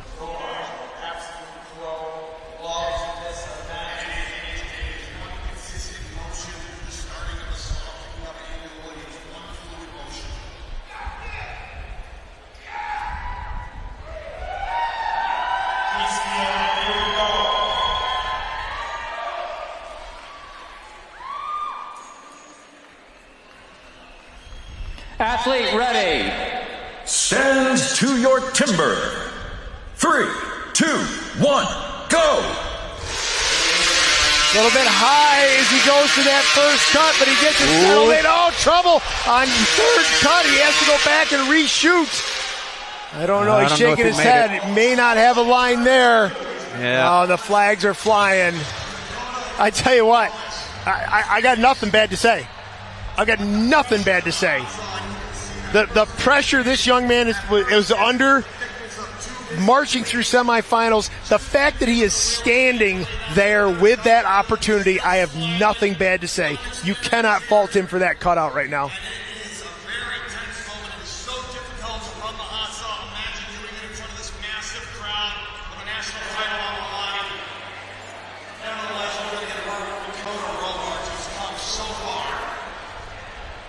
The cut was bad. DQ, cut the line. That's like a Rich. Oh, that's not fair. Come on over here. I know. You stay there. Oh, Rich Hallett, the nerve of him. All he's supposed to say is the cut is no good. He said the cut was bad. He walked away with a smile on his face. I know you guys, good buddies, talk about this whole experience. There was a lot of chatter. I said it again for years. The advisory committee saying we need to give Dakota Robarge his chance. We need to bring him into timber sports. And boy, did you back it up. Congratulations. Thank you. I really appreciate it. I appreciate all the support out there. And Dave, I had to go for it. I'm in the finals here, so that's what I did, and it happened. So yeah, there were some sparks that flew off your chain. You went in a little crooked, rubbed that chain against the bar. Some sparks flew off, but then there was that thick disc on the upcut, and then on the last cut, you started laughing. You knew you were disqualified. Yeah, it just that's how things go. But you have to be happy with yourself. Congratulations. We have one more thing to say to this crowd. Any more comments? I appreciate all my family coming, and yeah, I had a great time here today. Go get yourself a beer, buddy. Big round of applause. Well, here's that run from Dakota Robar's first cut, got up a little wild and a little crooked, and it was that second cut. Like he said, he went full tilt. He tried to send it, and it just didn't pay out. He ran out of timber on that third cut, tried to go thin, tried to stay with it, and just did not have the material to work with. Maybe, so close to that line. And you can see at that point, he's just smiling. What I love, though, is the attitude from Dakota Robarge. He could have been defeated. He could have been dejected. He's got the right attitude, though. And like I said, when he finished that cut, there is no shame in what that man has done here this weekend. What an exceptional debut appearance for Dakota Robarge. So obviously you see there the DQ cut over the line for Dakota Robarge, which only slightly decreases the fiery sensation of the hot seat for Trevor Beaudry, but he has gotten past one of his rivals here, but he's got 4 more to go, and they are tough ones there. So we'll let Trevor enjoy that while he may enjoy his magic week here. Hey, Trevor breaking through, and everything just sort of gone his way, and he has put in the work, as you mentioned. Also, Kevin, he has made good on his promise. Third heat of the hot saw, your 2-time national champion from Diana, West Virginia, Jason Lentz. Well, here we go. Jason Lentz has been in this position before, having to get it done with the hot saw at the end of the day. He's probably been on the giving end of the problems with that problem, the problem with that dilemma, and the benefits of it as well with his 2 national championships, 21 and 23. Warm up your saw.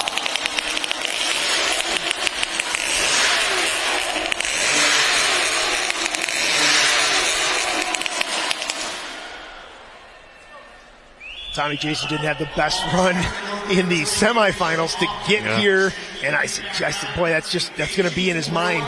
But he finished that third cut, which was a cutout yesterday in the semifinals, and he was already laughing. He knew exactly what went wrong. He actually had a big piece of chalk in his pocket, and when he went for that last cut, the back handle of the saw hooked on that lump, and he couldn't lift the saw up. And he was just laughing about it, and that's the right attitude. You saw that with Dakota Robarge in that last run. You just got to be able to debrief, decompress, move on.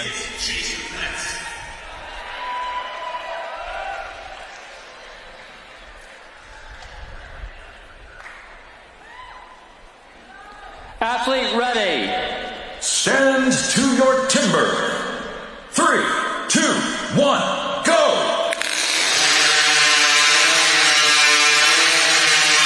That doesn't get much better than that. Whoa. I see a ton of timber left. I didn't see any thin discs. I think I see even a little bit of a smile starting to creep on the face of Jason Lentz. A 5.24 showing us his unofficial time.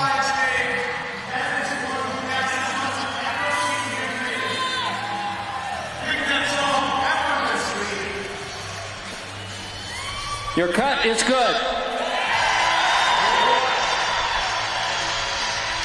Well, Trevor, you can't feel bad. Trevor, if you're going to leave the hot seat, you got to leave it under conditions like that. Jason Lentz, take a seat, buddy. I know you're frustrated. You got to go for it. The field has never been this tough. I know sometimes it's tough doing interviews, but you ended on one hell of a note. That was incredible. I can't wait for the official time, 5.03. Talk about that cut. You attacked it. Yeah, that was a pretty good cut, Dave. Pretty disappointed in the day, though. The first 3 events were abysmal to my score, but yeah, that was a pretty good time. I wish I was in the 4s again. That would be the 3rd time and only the 4th person to do it. Yeah, Jason, I don't know what to say. I mean, the saw, how many hot saws do you have? And how do you choose which saw you bring in a moment like this? Well, I have two, that one and a Polaris 350 cc's, which is a bit bigger. It's running a 21-2 sprocket, where that one's only running an 18, and it is an absolute animal to hold on to and run. So when it comes to pressure situations, I go to what's reliable but also fast, and yeah, that's all right there. Jerry Gingras is one hell of a builder, and my dad, I appreciate the race chain. You know, without those combinations, you know, and we wouldn't be who we are up here with it. Yeah. Quite a pit crew behind you, Jason. Congratulations. What a great finish to the day. And you just sit down and relax, buddy. Thanks, Dave.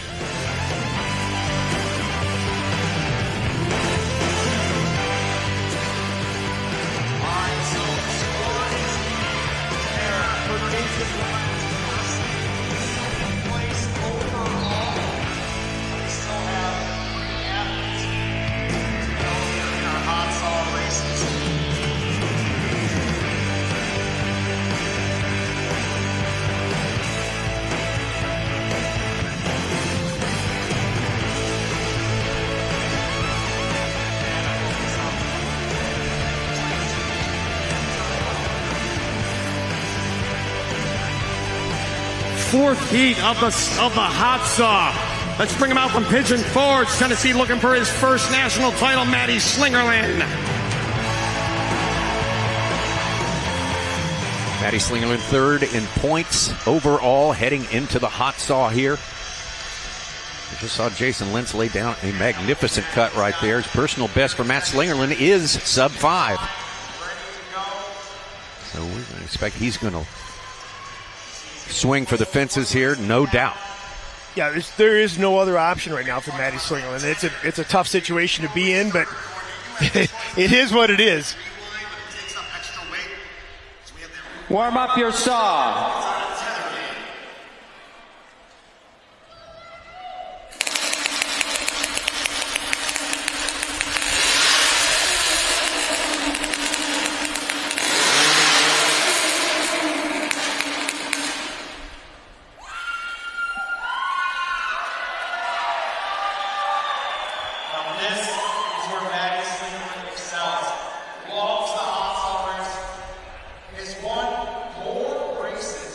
30 seconds.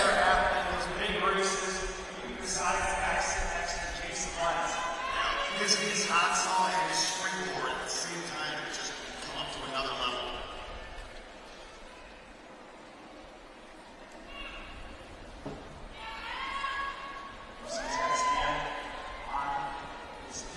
That's the fuel line.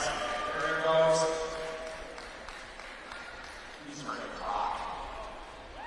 Athlete ready. Stand to your timber. 3, 2, 1, go!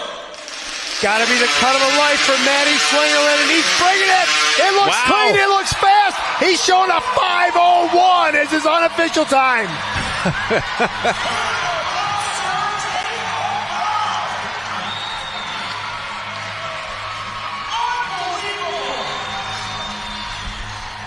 Got to go through all the officiating process, make sure they're complete discs, make sure the mark, the crayon mark is there all the way around. I don't see why it wouldn't be.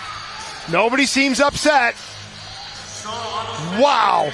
Look at the official time. A 4.81 for Maddie Slingerland. If you're going to post a new personal best, you throw it down when it matters the most. Unreal.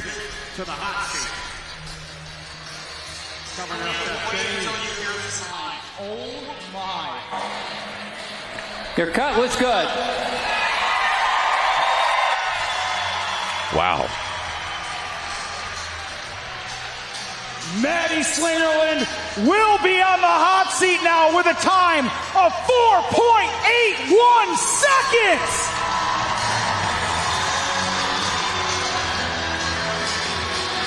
That's 0.2 from the world record, Dave. Only 0.2 from the world record. Unbelievable cut.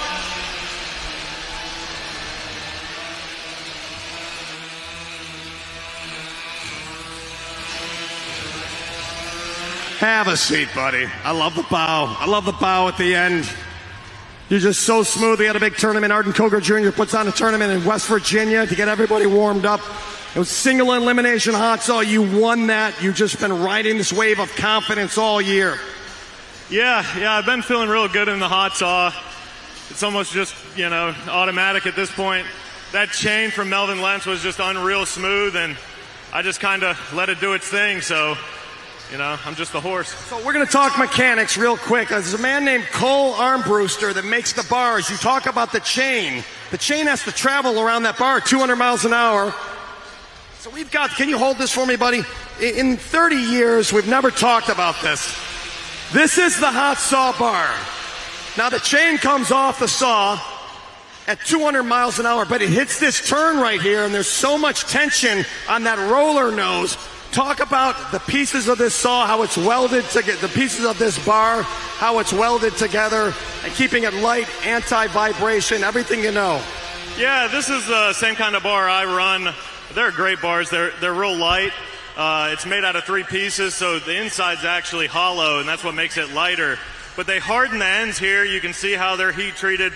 They're hardened, so it's always perfectly true from one end to the other. They're machined out like that, so you know your chain's going to stay on. I never am worried about throwing a chain because of these bars. The internal roller nose is great. You never have to worry about it flopping around like some of the other guys' bars. Well, because we a few weeks ago, Nate Hodges' bar actually blew up at the end, that the 3 pieces actually severed. It shows the power of these hot saws. So I had a great conversation with Cole, and he's just dismantled the whole science of making a bar, made his version, and it's just phenomenal technology. We really couldn't do it in this sport without these mechanics, just trying to invent something different, something faster.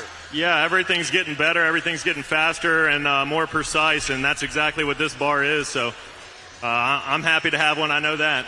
Cole, I know you're out here somewhere, buddy. Great job. Thanks for being the great mechanic these hot sawyers need. Great explanation. Thanks, Matty. Well, Matty moves his way to the hot seat with this exceptional run. Sub 5 seconds. It doesn't get much better than this. Got a little thin at the bottom of that first cut.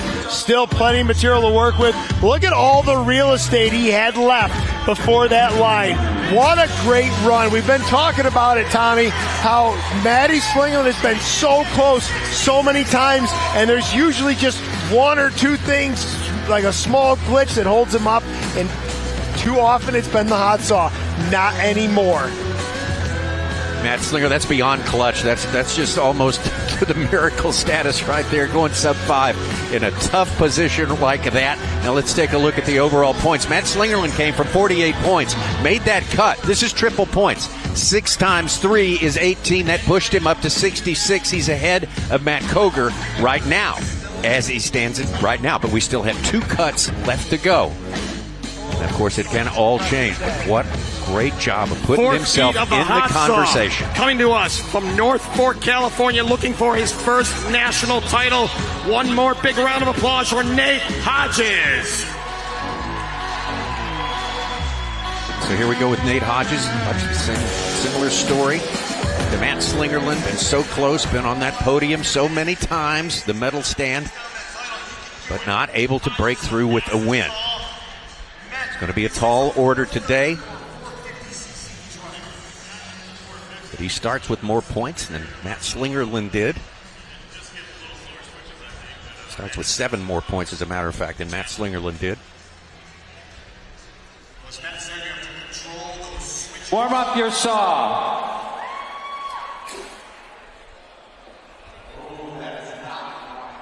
Cough no go for Nate Hodges. There it is.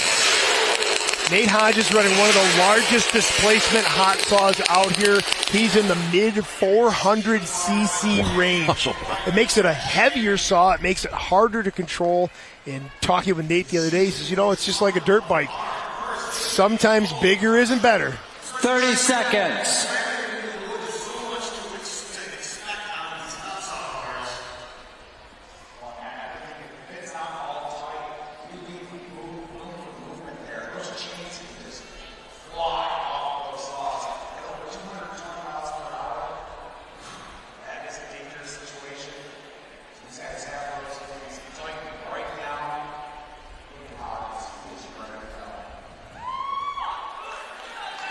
Athlete ready.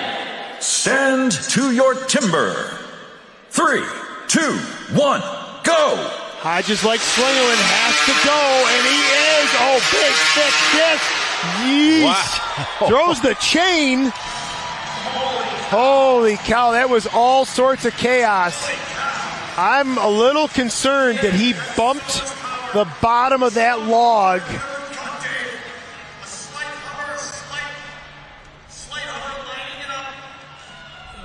Very eager to see when the judge. I'm hoping the bottom of that log is clean.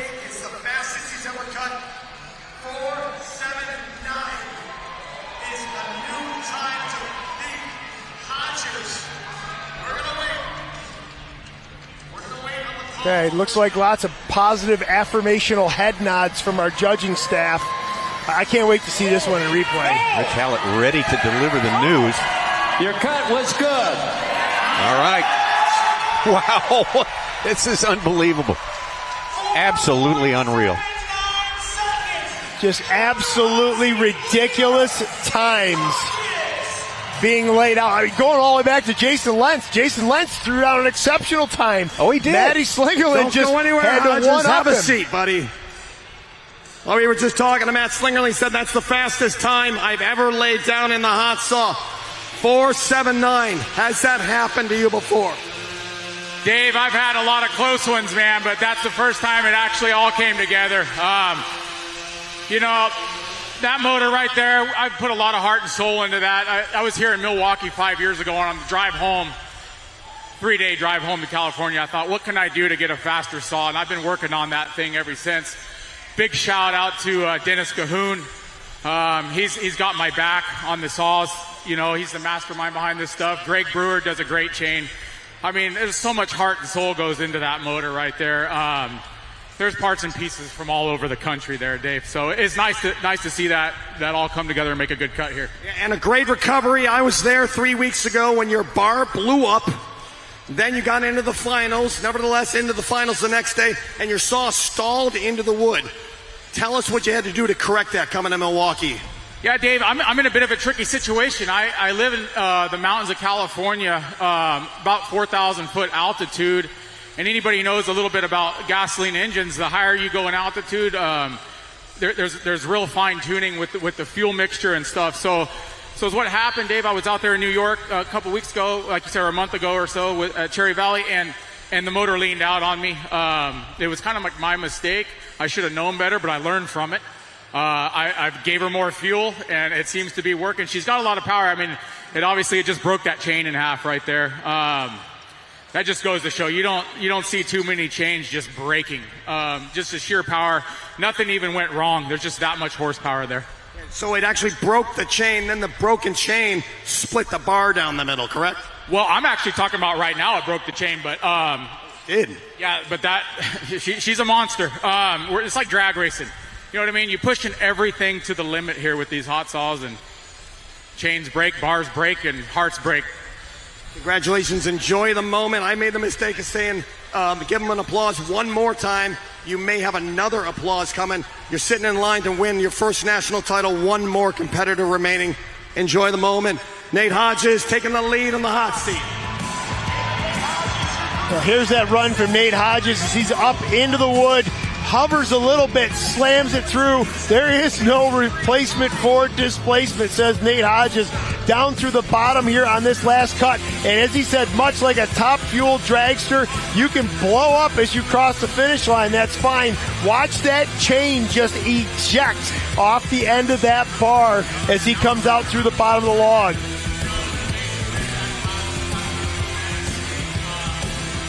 Once again, that official time, unbelievable. He gets below Matt Slingerland with a 4.79 official time. But right now, that's 18 points. And as it stands right now, at 18 points, is going to add to his total overall standings, and that puts him 10 points ahead of Matt Slingerland and Matt Koger. All right. So the only man with a chance left to catch Nate Hodges is Matt Koger, because Matt Slingerland has already cut. Matt Koger will have to have 10 points to tie 11 points in order to win this one. That's the long and the short of it right now. One cut. Well, actually, 3 cuts. 1 heat is going to get it done. He needs to cut the 503. He needs to bump Jason Lentz. He needs to collect 12 points. Final heat of the weekend here in Milwaukee, and it's been a long one. We crowned the women's national title. Aaron Lavoie, we are moments away from crowning the national title for the men's division. He is our final athlete. He has 7 national titles. He's looking for 8. Here's the opportunity, and here is Matthew Koger.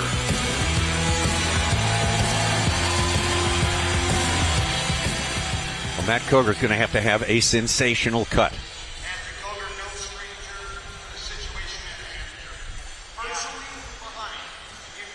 Yeah, that 5-second mark has always just kind of been that elusive thing. Like, man, cut a 5, cut a 5, cut a 5. Now it's the only way in. Yeah. Hodges has done everything he can do.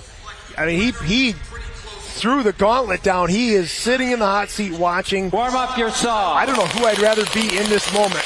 Hodges watching, totally out of control, or Matt Koger doing everything he can to control a virtually uncontrollable situation. 7 times the U.S. champ earlier this year. He won the U.S. trophy title. That was important to him as well. Put himself back on top in that category. Can put himself back on top in the individual performance with his national championship here if he can cut it. 30 seconds. Slightly. 1/10 over 5 seconds.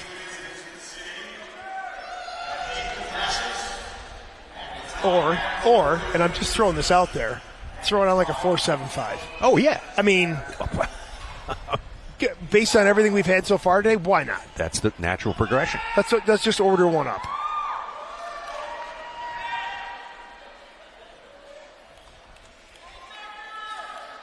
Athlete ready.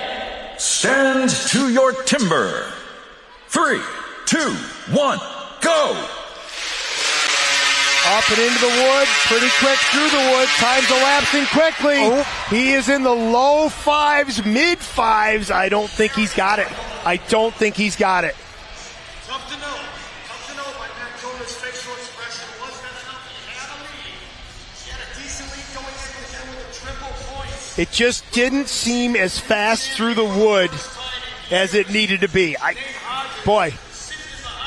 Hodges is nodding over there. I think he's got a little nod of confidence.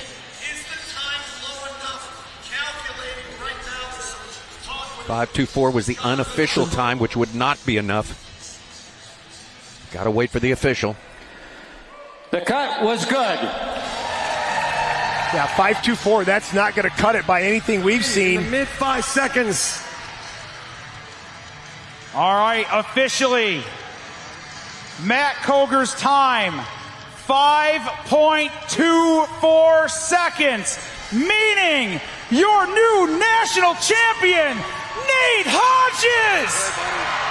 There you go.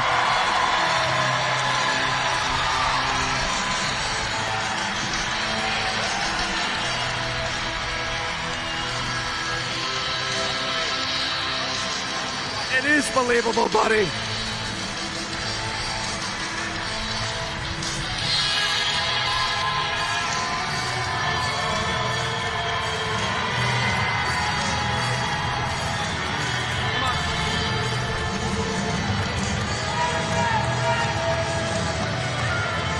This may be one of the biggest interviews of my life, buddy. It didn't take long for the guys in the production truck. I've got them in my right ear. They're going crazy. It didn't take long for them to be screaming, Hodges, Hodges, Hodges is your winner. Hodges, buddy, you got Jason Lentz, Matt Koger, 9 national titles between the two of them. You're just looking for one. You laid down a 4.79. It couldn't happen at a better moment. You said unbelievable. I have to disagree. It's believable. You worked for it. Yeah, Dave, this is incredible. I don't even know what to say. This is all the hard work. I mean, anybody who knows, the family close to me, how much work I put into this. And Hey, it all came together. There's so many, there's so much credit due. I can't even begin to mention everybody. Rob Spry with the axes. He has my back. Like I said, Dennis Cahoon with the hot sauce. Greg Brewer with the chains. I mean, and that's just the beginning of the list. That's just the tip of the iceberg. So this is, it's like I'm living in a fantasy right now. And you fought through some horrible injuries. You've taken when you first began, you took an axe to your leg. Before you're introduced into timber sports, you took an axe to your forearm. You fought it off, maintained the confidence, and I believe you could have even gone better. A little off in the springboard, but you did the job. You did the best you can. And that happens in timber sports. You're not always on, are you? No, I mean, and that's why I got to hand it off to Matt Koger. I mean, he's blowing everybody out of the water in those first 3 events, and it's just incredible. And with this point system, things get crazy, and it comes down to the hot saw. And that's why, like I said, 5 years ago, I put my heart and soul into building that saw, and hey, it's paid off. So, yeah. I said one more round of applause for Nate Hodges, and I thought to myself, we're going to need one more. Big round of applause. Awards ceremony moments away. We're going to see him one more time.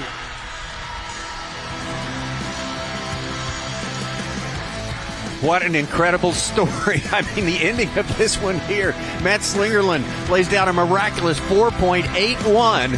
And to get ahead of him, Nate Hodges ups and lays down a 4.79, 2 of the fastest times we have ever seen, ever in the STIHL Timber Sports Series. And that does it for Nate Hodges, a single-point victory over Matt Koger. Matt Slingerland actually is going to wind up in third place with 63 points, but just an unbelievable ending, Kevin. Yeah, the entire weekend has been a collection of unbelievable endings, and this was the most unbelievablest of all the endings.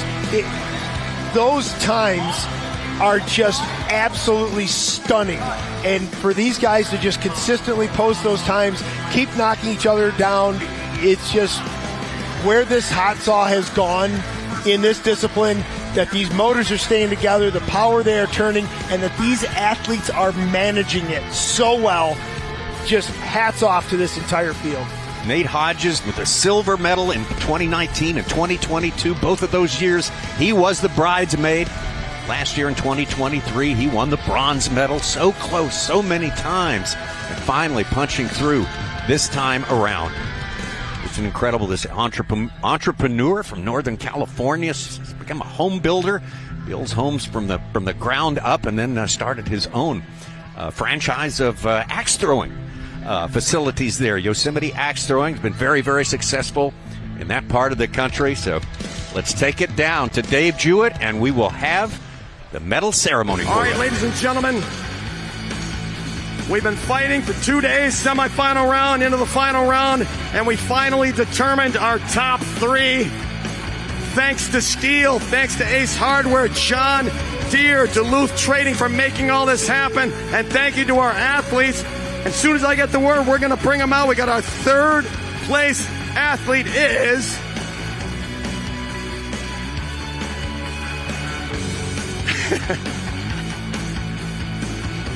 yeah, the production truck's messing with it. 3rd place from Pigeon Forge, Tennessee. Give it up for Matt Slingerland.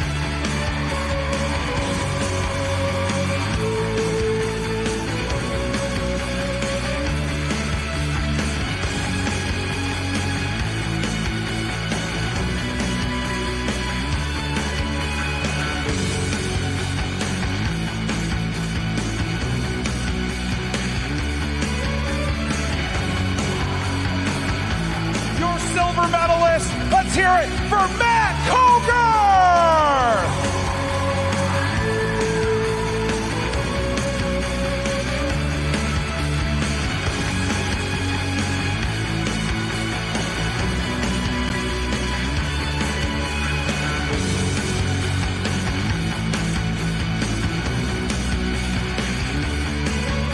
And your first time United States National Champion from North Fork, California. Let's hear it for Nate Hodges.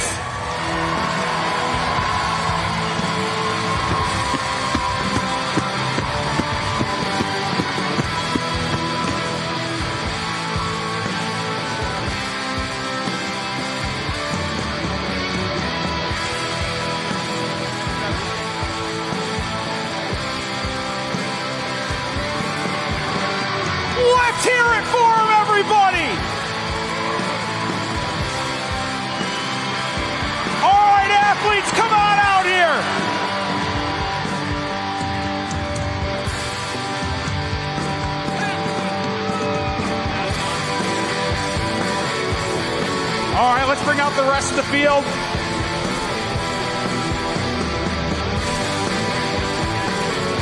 Here they come, Dave. What a bunch of warriors. Spears in hand, celebrating our new national champion.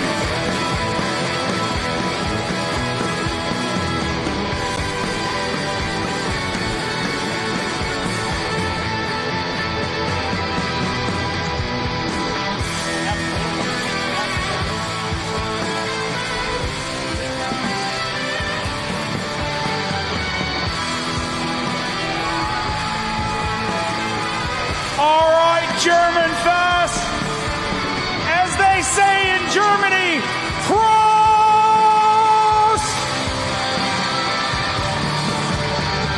And that'll do it for us here on the BMO Pavilion stage. Thank you guys so much for coming out.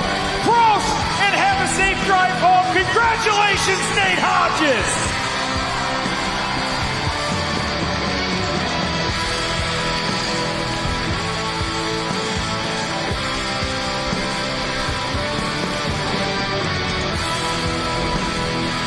Well, to say it was a situation that called for heroics was an understatement.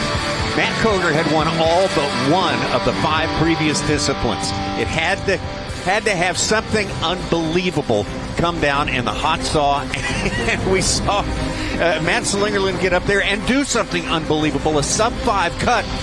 No way someone could come up, jump up, and the closest competitor to Matt Koger could jump up and get ahead of, because that's what he had to do. He had to get ahead.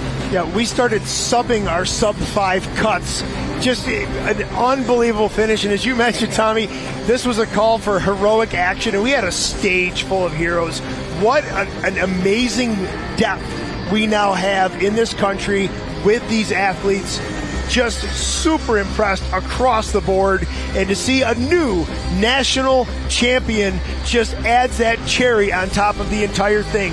Nate Hodges throws himself at everything, whether it's his business ventures, whether it's timber sports, whatever it may be, becoming a pilot, for crying out loud. That's right, flies himself around all his himself businesses. at every venture, and this is the reward for him here today. And I got to be honest, it's not going to be his last.